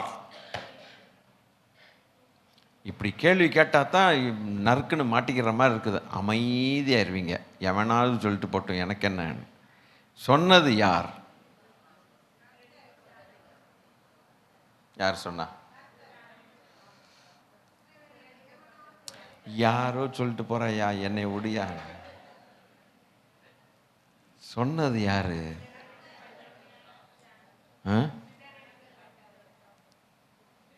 சிதறடிக்கப்பட்டவர்களும் கிடையாது, கர்த்தரும் கிடையாது. அப்ப யார்? எரேமியா, த ப்ராஃபெட். ஏன் தெரியுங்களா? ஒன்று சொல்கிறேன் கேளுங்க, ரொம்ப கஷ்டப்படுவீங்க. The life of a prophet is very, very difficult. ரொம்ப கஷ்டம். The real prophet, prophecy as a gift is different, prophet as a calling is different. கொஞ்சம் கஷ்டம். நான் இதை விளக்கி சொல்கிறது எனக்கே கஷ்டமாக தான் இருக்கும். நம்ம எதையும் இதுக்கு இதை புரிஞ்சிக்க மாட்டோம். Gift is different. அந்த நேரத்துக்கு அந்த கிஃப்ட் ஆப்ரேட் ஆகும், அவ்வளோதான். It's like a tinted glass and people can go wrong in that. கிஃப்டில் தவறு செய்யலாம். இவனுடைய சொந்த ஆத்மா ஆவி பேச ஆரம்பிக்கும் சில நேரங்களில். கம்பேஷனேட்டில் உனக்கு ஆண் பிள்ளை பிறக்கும்னு சொல்லிடுவான். கர்த்தர் சொல்லுகிறார், உனக்கு ஆண் பிள்ளை பிறக்கும். அவன் ஐப்ரோஸ் மேலே மேலே போயிட்டு வரும் கீழே. பெண் பிள்ளை பிறக்கும். அப்போ கொஸ்டின் பண்ணுவான், நீ தானே இப்போ ப்ராஃபஸி சொன்ன ஆண் பிள்ளை பிறக்கும்ன்ட்டு, பொம்பளை பிள்ளை பிறந்திருக்குதுன்ட்டு. No, I am sorry, I don't know அப்படிமா. gift can sometimes, if you are not tuned with God, you will go wrong. தீர்க்க தரிசனங்களும் ஒளிந்து போகும்னு போட்டிருக்குது. So for a season and for a reason. The gifts of God is for a season and for a reason. Whereas the power of God is not for a season and the reason. The real prophet, who is a real prophet? He is called the mouthpiece of God. He is selected as a prophet from his mother's womb. தாயின் கருவிலே, எரேமியா சொல்லுகிறான், தாயின் கருவிலே தேவன் என்னை பிரித்தெடுத்தார், தேவன் எடுத்தார். He is a prophet. And the moment he is a prophet by calling, he becomes a mouthpiece of God. கிஃப்ட்னால அல்ல. சிலர் வெளித்தோற்றத்தை வச்சுட்டு ஒரு தீர்க்கதரிசனம் சொல்லிடுவான், உள்தோற்றம் வேற மாதிரி இருக்கும். எல்லாம் தப்புகள் நடக்கும். ஆனால் ப்ராஃபட் காலிங் இஸ். பட் நான் உங்களுக்கு ஒன்று சொல்கிறேன் கேளுங்க. The life of a prophet is like a man walking on thorns and thistles. ஒரு மனுஷன், ஒரு தீர்க்கதரிசி, உண்மையான தீர்க்கதரிசனுடைய வாழ்க்கை எப்படி இருக்குன்னு கேட்டிங்கன்னா, முள்ளுகள் மேலே நடக்கக்கூடிய வாழ்க்கை. உடஞ்சி போன கண்ணாடி தூள் மேலே, அந்த பீசஸ் மேலே நடந்து போகிற வாழ்க்கை. த ரீசன் இஸ், இவன் ரெண்டு பேருக்கும் நடுவில் நின்று மாட்டி முழிக்கிறவன். தேவனிடத்திலிருந்தும் வார்த்தைகளை பெற்றுக்கொள்ள வேண்டும், ஜனத்துக்காக தேவனிடத்தில் முறையிட வேண்டும், தேவனிடத்திலிருந்து வார்த்தைகளை பெற்று ஜனத்துக்கு கொடுக்கணும். Very tough life. நிறைய பேர் கேட்பாங்க, என்னை ப்ராஃபெட் ஆக்குங்க. நல்ல ஆசை. ஒரு நிமிஷம் நீங்கள் கண்டினியூ பண்ண மாட்டீங்க. அதுக்கப்புறம் அந்த காலிங்கில் கண்டினியூ பண்ண முடியாது. எப்பா என்னை விட்டுருங்கன்னு சொல்லுவீங்க. It's rather dangerous to be in between two. God is a God of power and righteousness. You cannot satisfy him. கண்டதை உளறிட்டு வர முடியாது. பட்டுன்னு கழுத்து அங்கே போயிடும். அங்கே இங்கே உட்கார்ந்துட்டு இருக்கிற பிரச்சனைகளோ பயங்கரமாக இருக்கும். இவனுங்கள்ட்ட என்னத்தையாவது சொல்லி சமாளிக்க முடியாது. A prophet will always have a life of sorrow. அழுதுகிட்டே கிடப்பானுங்க. ஏன் அழுதுட்டு கிடப்பான்னா, while at the same time அவன் அழுதுட்டு கிடக்கிற ஒரு பக்கம் இருக்கும்போது இன்னொரு பக்கம் தன் ஜனத்துக்காக பயங்கரமாய் அன்பு வச்சு அழக்கூடிய மனுஷனாகவும் இருப்பான். ஒரு பக்கம் அழுவான், தேசத்து ஜனங்களுக்காக அழுவான், அவனுக்கு சந்தோஷம் கிடையாது. இன்னொரு பக்கம் தேவனிடத்திலிருந்து வரக்கூடிய கோபாக்கினையை சுமப்பான், சுமந்து தேசம் அது சொல்லி ஆகணும் சொல்லுவான். இன்னொரு பக்கம் தேசத்துக்காக புலம்புன்னு புலம்புவான். Do you want this life? Nobody wants this. சொல்லப்போனால் போதகர்களில் சில டைப் இருக்காங்க. சொல்லட்டா, there are evangelistic pastors, there are missionary pastors. Evangelistic pastors, missionary pastors. Do you know there are prophetic pastors? 3 category, இன்னும் நிறைய உண்டு. 3 கேட்டகரி. இந்த prophetic pastors are dangerous fellows. ஏன் டேஞ்சர்னாக்க, இது ஒரு புக்கு பார்க்குறீங்களா, இதனுடைய எண்டில் ப்ராஃபெட்ரி நிற்கும். அவன் பேசுகிற வார்த்தைன்னு வச்சிங்களேன், அந்த வார்த்தையுடைய எண்டில் தீர்க்கதரிசன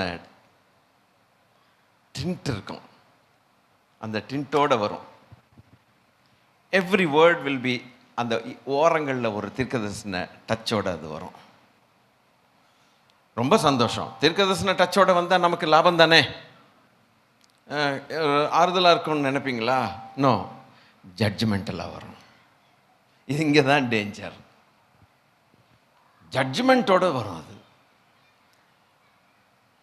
ஏன்னா ப்ராஃபெட்ஸ் ஜாப் அப்படி இருக்கும். தேவன் கொடுத்த அந்த அபிஷேகம் எப்படின்னா, ஒரு பக்கம் அந்த ஜட்ஜ்மெண்ட்டை வச்சே தேவன் டீல் பண்ணுவார். அப்போ ஜனங்கள் அப்படியே மனம் திரும்பி தேவனிடத்தில் சேருவார்கள். ஜட்ஜ்மெண்டல் டோனில் வரும். அப்போ மக்கள் என்ன நினைப்பாங்கன்னா, பாஸ்டர் நம்மளை திட்டிகிட்டே இருக்கிறாரு அப்படின்பா. திட்டிகிட்டே இருக்கிறாரு, மிரட்டிக்கிட்டே இருக்கிறாரு, பயமுறுத்திக்கிட்டே இருக்கிறாரு, ஆகுங்கிறாரு. It's a judgemental tone that will come. You cannot see them happy anymore. They will always be weeping. இந்த ப்ராஃபெட், இந்த ஜெரேமியா வாழ்க்கை பூரா போராட்டங்களும் கத்தியும் கபடாவும் பிரச்சனைகளும் பாடுகளும் சண்டைகளும் பார்த்த ஒரு எரேமியா திடீர்னு கர்த்தர் ரெஸ்டோர் பண்ணி கவர்னண்டல் பிளெஸிங்ஸை கொண்டு வர்றேன்னு சொல்லி தேசம் நீதினால் ஸ்திரப்பட்டிருக்கும் என்று பில்டப் பண்ணும்னு சொல்லி அதுக்கப்புறம் ஹல்லேலூயா உங்களுடைய மற்ற காரியங்கள் எல்லாவற்றையும் நான் செய்வேன்னு சொல்லிட்டு அந்த நல் வார்த்தையை சொன்ன பிறகு அவன் சொல்லுகிறான், இப்போ தான் நிம்மதியா தூங்குறேங்கிறான். வாசிங்க அந்த வசனத்தை. இதற்காக நான் காத்து கொண்டிருந்தேன்ங்கிறான். ஹல்லேலூயா. என் நித்திரை எனக்கு இன்பமாக இருந்தது, என்னுடைய ஸ்லீப் ரொம்ப பீஸ்ஃபுல் ஆயிடுச்சுங்கிறான். பாவம், ஒரு தீர்க்கதரிசிக்கு தூக்கம் வராது. ஹல்லேலூயா. He is a weeping. Jeremiah is called a weeping prophet. அவனுக்கு நிம்மதி இல்லைன்னு அவன் வாயாலேயே சொல்றான். என் நித்திரை எனக்கு இன்பமாய் இருந்ததுங்கிறான். பாவம், தூங்கி எத்தனை நாள் எத்தனை வருஷமாச்சோ. தீர்க்கதரிசியுடைய வாழ்க்கையை பாருங்க. It's very difficult. Many of us desire gifts of God, but do you know the people are destroyed because of the gifts. அந்த வரங்களாலே அவங்க நாசம் அடைவாங்க. They are power gifts of God. If you don't know how to operate, God is the operator. கிறுக்குத்தனமா விளையாண்டானா அந்த கிஃப்டே நம்மளை நாசமாக்கி போட்டுரும். This is dangerous. அது he expects such a holy and high standard of living. அவரோடு காத்திருந்து அவர் சொன்னாதான், கன்ஃபார்ம் பண்ணித்தான் நம்ம ஊழியம் செய்ய வேண்டியிருக்குது. இல்லாவிட்டால் very dangerous. You are playing with the Almighty God. You cannot win. Nobody can win by playing with God. Hallelujah. ஆண்டவரோடு விளையாண்டு யாருமே ஜெயிக்கவே முடியாது. ஆமென். அப்படி அமைதி ஆயிட்டீங்க. ஸ்தோத்திரம். சரி, இது ஒரு ப்ராமிஸ் யாருக்குன்னு கேட்டால், அந்த ஜனத்துக்காக கதறி திறப்பின் வாசலில் நிற்கிறவர்களுக்கு தேவன் கொடுத்த ஒரு ப்ராமிஸ். நீ இனிமேல் நல்லா தூங்குவ, என் ஜனத்தை நான் ஆசீர்வதிக்கிறேன். 27. இதோ நாட்கள் வரும் என்று கர்த்தர் சொல்லுகிறார், மனுஷ வித்தினாலும் மிருக வித்தினாலும் விதைப்பேன். என்ன அர்த்தம்? என்ன அர்த்தம்? வித்துன்னு ஒன்று இருக்குது, அதை விதைக்கணும். சாதாரணமாக ஒரு வெண்டை செடி, வெண்டைக்காய் விதையெல்லாம் நம்ம விதைச்சோன்னா அதுலேருந்து முளைச்சி வருது இல்லையா? அப்போ என்ன அர்த்தம்னா, இது மனுஷர்களையும் மிருகங்களையும் பெருக பண்ணுவேன்னு சொல்லியிருக்கலாம். ஏன் வித்துங்கிறாரு? சீட்ஸ்ன்னு சொல்கிறார். அப்படின்னா என்னன்னா, he will sow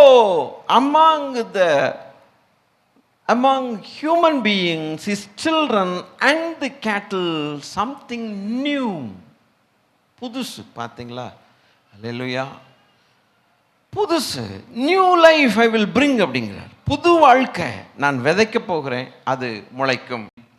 அப்போ just as a seed sown brings the multiplicity in a fertile soil, both people and animals will live again in a new life. பழைய வாழ்க்கையில் அல்ல, பழைய வாழ்க்கை கம்ப்ளீட்டாக மாறிடுது. நான் சொல்கிறது எல்லாம் பழைய ஏற்பாட்டில் யூதா இஸ்ரவேலுக்கு நேரிட்ட காரியங்கள் எல்லாம் புதிய ஏற்பாட்டில் அப்படியே சேர்ந்து தான் வரும்.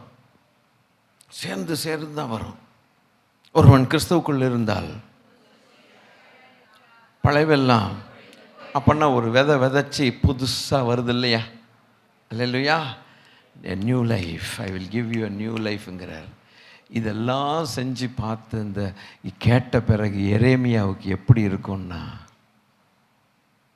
ஆண்டவரே, வாழ்கிற ஒரே ஒரு வாழ்க்கை 99.9% கண்ணீரில் போயிடுச்சு.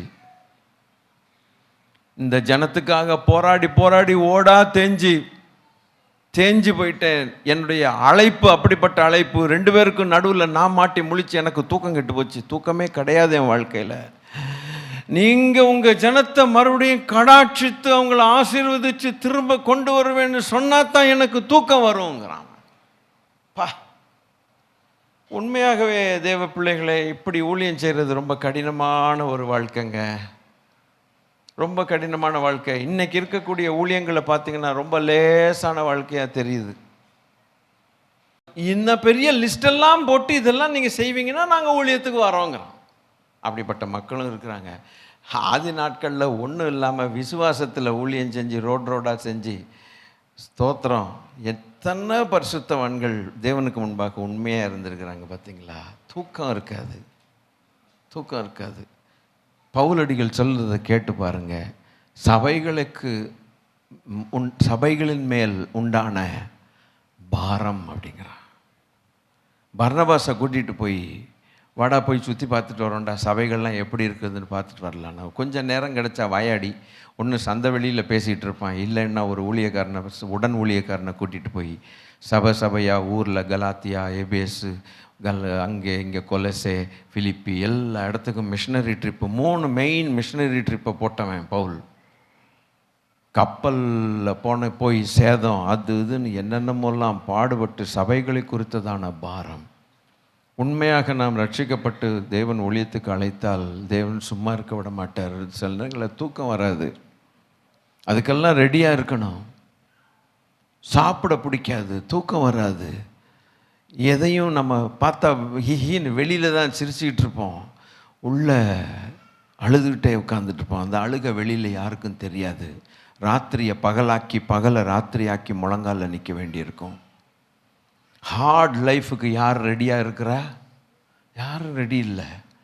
எல்லாருக்கும் அப்படி ஜாலியாக வந்து டப்புன்னு ஜாலியாக பரலோகத்துக்கு போயிடணும். It's very difficult life here. That's why you see many people compromise with darkness. இருளோட கூட நிறைய பேர் சம்மந்தப்பட்டு இருக்கிறதுக்கு காரணமே இதுதான். Easy jolly life, it's not always jolly. Hallelujah. தேவனோடு நடக்கிறது கடினமான காரியம்தான், ஆனால் தேவ சித்தம் செய்கிறது அவ்வளவு பாக்கியமான காரியம். ஹல்லேலூயா. 28வது வசனம்.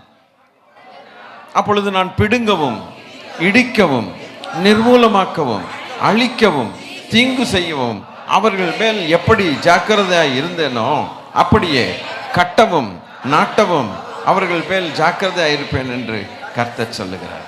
Oh, that means his eyes were watching when he was plucking the people out of the ground.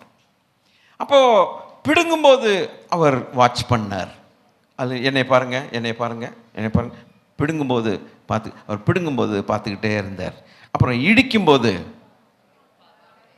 ஒரு யோபை இடிக்கும்போது, ஆடு ஒட்டகம் மாடு எல்லாம் ஓட்டிட்டு போகும்போது பார்த்துக்கிட்டு தான் இருந்திருக்கிறாரு.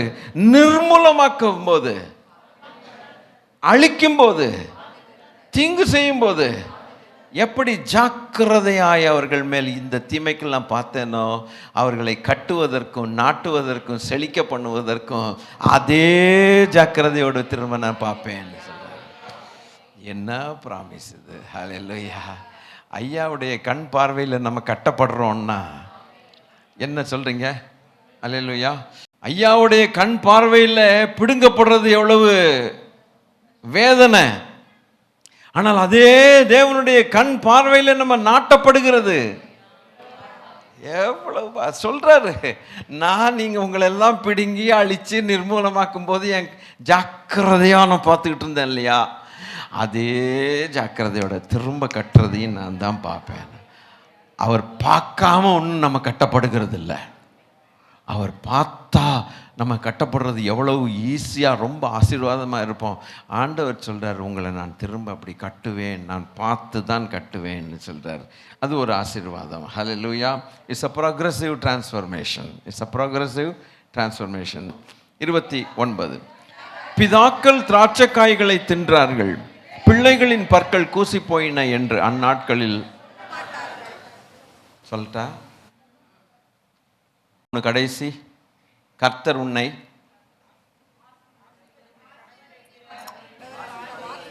உன்னை ஆசீர்வதிக்க கடவர் என்ற வார்த்தையை யூதாவின் தேசத்திலும் சொல்லுவார்கள். 29 கடைசி, சொல்ல மாட்டார்கள். 23 சொல்லுவார்கள். அப்ப எதை சொல்லிட்டு இருந்தவன் சொல்லலை, இப்போ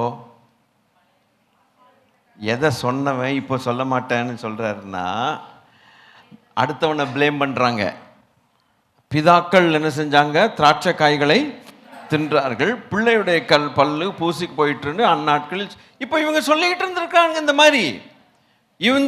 இதுக்கெல்லாம் காரணம் எங்கள் பூட்டன் பாட்டன் இவனுக்கு பண்ண பிரச்சனையில் நான் மாட்டி முழிக்கிறேன்னு ஒருத்தருக்கு சொல்லி சொல்லி சொல்லி சொல்லி வேதனைப்பட்டுக்கிட்டு என்ன பண்ணன்னு தெரியாமல் குழப்படி பண்ணி இன்டர்னல் ஸ்ட்ரைஃப் நிறைய இருக்கிறதுனால இப்படி சொல்லிக்கிட்டு இருந்திருக்கவன் இப்போ என்ன சொல்லுவான்னா, அந்த நகரத்தை பார்த்து எப்படி கூப்பிடுவான்னா, சிறையிருப்பு திருப்பும் போது நீதியின் வாசஸ்தலமே, அதாவது ஜூடா, அல்லேலூயா, நீதியின் பரிசுத்த பர்வதமே, அதாவது எருசலேம். அது ஆலயத்தை குறிக்கிறது, இது தேசத்தை குறிக்கிறது. தேசமும் ஆலயமும், நீதியான தேசம், செழிப்பான தேசத்தின் நடுவிலே பரிசுத்த பர்வதமாகிய தேவனுடைய சமூகம், ஆலயம் இருக்கும். அப்போ அவர் சமூகத்தில் நீதி வாசமாக இருக்க இவர்கள் கட்டப்படும் பொழுது இவர்கள் அவங்கள பார்த்து ஒருத்தருக்கு ஒருத்தர் பார்த்து சொல்லப்படும் என்ன வார்த்தை? என்ன அல்லேலூயா, என்ன வார்த்தை? பர்வதமே, கர்த்தர் உன்னை ஆசீர்வதிக்க கடவர் என்கிற வார்த்தையை யூதாவின் தேசத்தின் அதன் பட்டணங்களில் சொல்லுவார்கள். இப்போ ஏன் இந்த மாதிரி தேவன் ஆசீர்வதிக்கும் போது எங்கள் பாட்டி காரணம், எங்கள் அப்பா காரணம், எங்கள் பூட்டன் காரணம்னு இனிமேல் என்ன செய்ய மாட்டாங்க? அதை அப்படி பண்ணிடுவேங்கிற லாங்குவேஜை மாற்றிடுவேன். நீங்கள் பேசின பழைய காரியங்கள்லாம் பேச மாட்டீங்க. கர்த்தர் உன்னை ஆசீர்வதிக்க கடவர்னு உங்கள் வாயிலேருந்து வரும். இப்படி சொன்னவன் அப்படி சொல்லுவான்னு சொன்னார். 35 இதை கொஞ்சம் கம்பீரமாக வாசித்துட்டா எவ்வளோ நல்லது. சூரியனை பகல் வெளிச்சத்துக்காகவும் சந்திர நட்சத்திர நியமங்களை ராவெளிச்சத்துக்காகவும் கட்டளையிட்டவரும், அலைகள் கொந்தளிக்கத்தக்கதாக சமுத்திரத்தை குலுக்குகிறவரும், சேனைகளின் கர்த்தர் என்னும் நாமமுள்ளவருமாகிய கர்த்தர் சொல்லுகிறது என்னவென்றால், இந்த நியமங்கள் எனக்கு முன்பாக இல்லாதபடிக்கு ஒளிந்து போனால் அப்பொழுது இஸ்ரவேலின் சந்ததியும் எனக்கு முன்பாக என்றென்றைக்கும் ஒரு ஜாதியாய் இராதபடிக்கு அற்று போகும் என்று கர்த்தர் சொல்லுகிறார். இதை மாற்ற முடியுமான்னு கேட்கிறார். I have set the sun for the daylight. I have set the moon for the moonlight, night light. இது நான் மாற்றவே முடியாது. நான் செட் பண்ணி வச்சிருக்கிறேன். இது மாறுமானால் என் ஜனங்களை நான் மறுபடியும் கைவிடுறது நடக்கும்னாரு.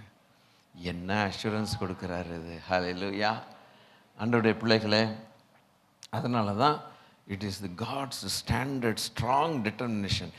இந்த வருஷத்தில் என் ஆண்டவர் என் உள்ளத்தில் போட்ட ஒரு காரியம், ஹல்லேலூயா, தேவன் சிறையிருப்பை சீக்கிரத்தில் திருப்புவார். அது திருப்பும்போது பட்டணத்தில் சபையில் என்ன நடக்கும்னா, கர்த்தர் உன்னை ஆசீர்வதிக்க கடவர்னு சொல்லி, அல்லேலூயா, நாம் ஒருவருக்கு ஒருவர் அப்படி சொல்லுவோம் என்று எனக்கு ஒரு விசுவாசம் ஒன்று உண்டு. அழுது கொண்டிருக்கிறவர்கள், எல்லாம் கெட்டு போச்சுன்னு நினைக்கிறவங்க, இனி நான் ஏன் வாழணும்னு நினைக்கிறவன், முடிஞ்சு போச்சுன்னு சொல்கிறவன், சிறையிருப்பில் உட்காந்துக்கிட்டு மாட்டி முழிச்சு ஸ்கேட்ராகி, வார்த்தைகள் சரியில்லை, ஆராதனை சரியில்லை, எல்லாம் தாறுமாறாக இருக்குது. கர்த்தர் இதெல்லாவற்றையும் சரி பண்ணி கொண்டு வருவார். அப்படி கொண்டு வரும்போது என்ன சொல்லுவோன்னா, பிரைஸ் தி லார்ட், கர்த்தர் உன்னை ஆசீர்வதிக்க கடவர். அந்த வார்த்தை, இதுக்கு முன்னால் சொன்ன வார்த்தை என்ன? இதுக்கு இவன் காரணம், அவன் காரணம். பிதாக்கள் திராட்சை பழத்தை தின்னா ஏன் பல்லு கூசுச்சு? எவன்டா சொன்னா? உங்கள் தாத்தா திராட்சை பழம் சாப்பிட்டாராம், உன் பல்லு கூசுதா? என்னடா இந்த பழமொழின்னு எஸ்ஐகேல் 18 ஆண்டவர் கேட்டார். இது என்ன இந்த பழமொழி நான் கேள்விப்படுறேனே, சொல்லிட்டு திரியிறானுங்க இப்படி. அவன் ரெஸ்பான்சிபிள் அப்படின்னு சொல்லி இப்படி சொன்னவன் இப்போ அப்படி சொல்லுவான் அப்படின்னு சொல்லி கர்த்தரை முடிக்கிறான். ஆமென் ஆண்டவரே, ஹல்லேலூயா. எனவே கர்த்தருடைய ஜனமே, நீங்கள் ஆசீர்வதிக்கப்படுவீர்களாக, சபை ஆசீர்வதிக்கப்படுவதாக, குடும்பங்கள் ஆசீர்வதிக்கப்படுவீர்களாக, கட்டப்படுவீர்களாக, நீதியின் மேல் கட்டப்படுவீர்களாக. பரிசுத்த பர்வதம் worship will be restored back again. எல்லா லாஸும் திரும்ப, எல்லா இழப்புகளையும் திரும்ப கர்த்தர் தந்து அவரோடு கூட நீதியில் இணைய பண்ணுவாராக. அல்ல, that is the ultimate goal of God. இல்லாவிட்டால் கர்த்தர் இப்படி அவர் நினைக்காவிட்டால் இதை சொல்ல மாட்டார், வேறு எதையாவது ஒரு வசனத்தை சொல்லிட்டு போவார். ஆகவே நல்ல ஸ்திரப்படுவோம், தைரியப்படுவோம். தேவனுக்கே மகிமை, எங்கள் தெய்வத்துக்கே மகிமை, தேவனுக்கே மகிமை, எங்கள் தெய்வத்துக்கே மகிமை. எம்மை தேடி வந்து மீட்டவரே, தினம் உமக்கே மகிமை. எம்மை தேடி வந்து மீட்டவரே, தினம் உமக்கே மகிமை.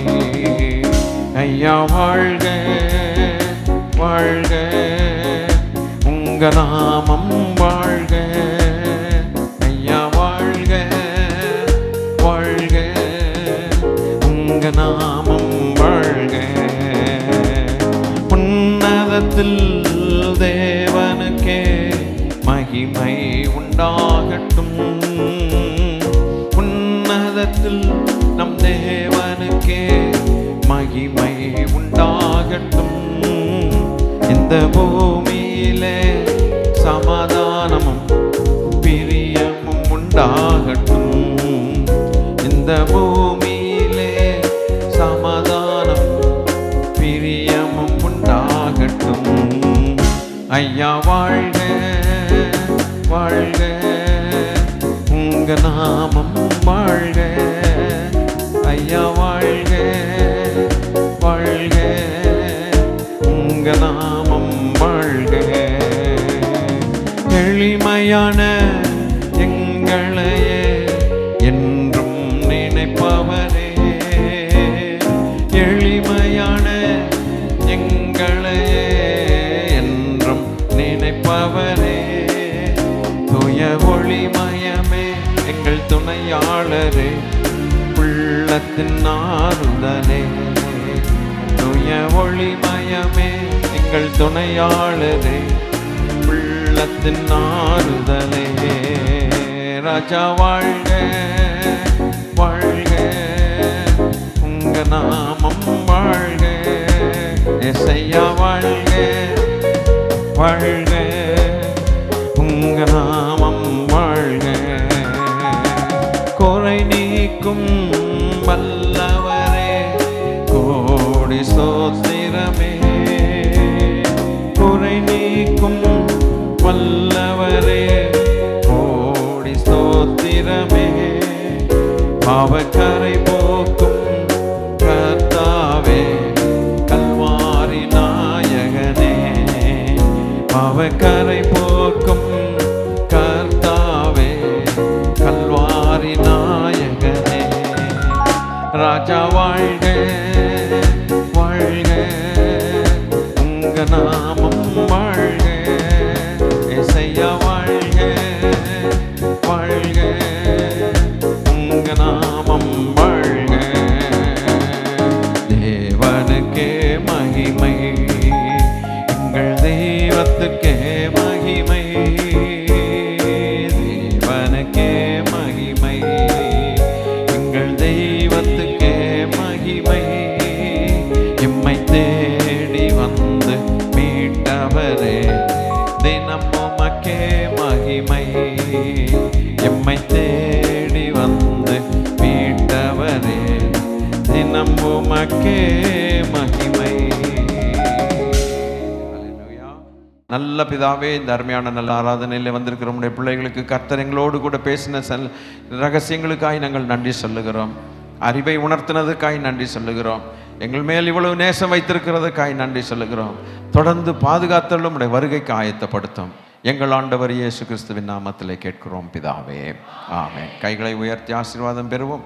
நம்முடைய கர்த்தராய் இருக்கிற இயேசு கிறிஸ்துவானுடைய கிருபையும் பிதாவாகிய தேவனுடைய அன்பும் பரிசுத்த ஆவியானுடைய ஆளுகையும் ஐக்கியமும் நம் அனைவரோடும் கூட கிறிஸ்து இயேசுவின் வருகை மட்டும் இருப்பதாக, ஆமென். சேர்ந்து சொல்லுவோமா?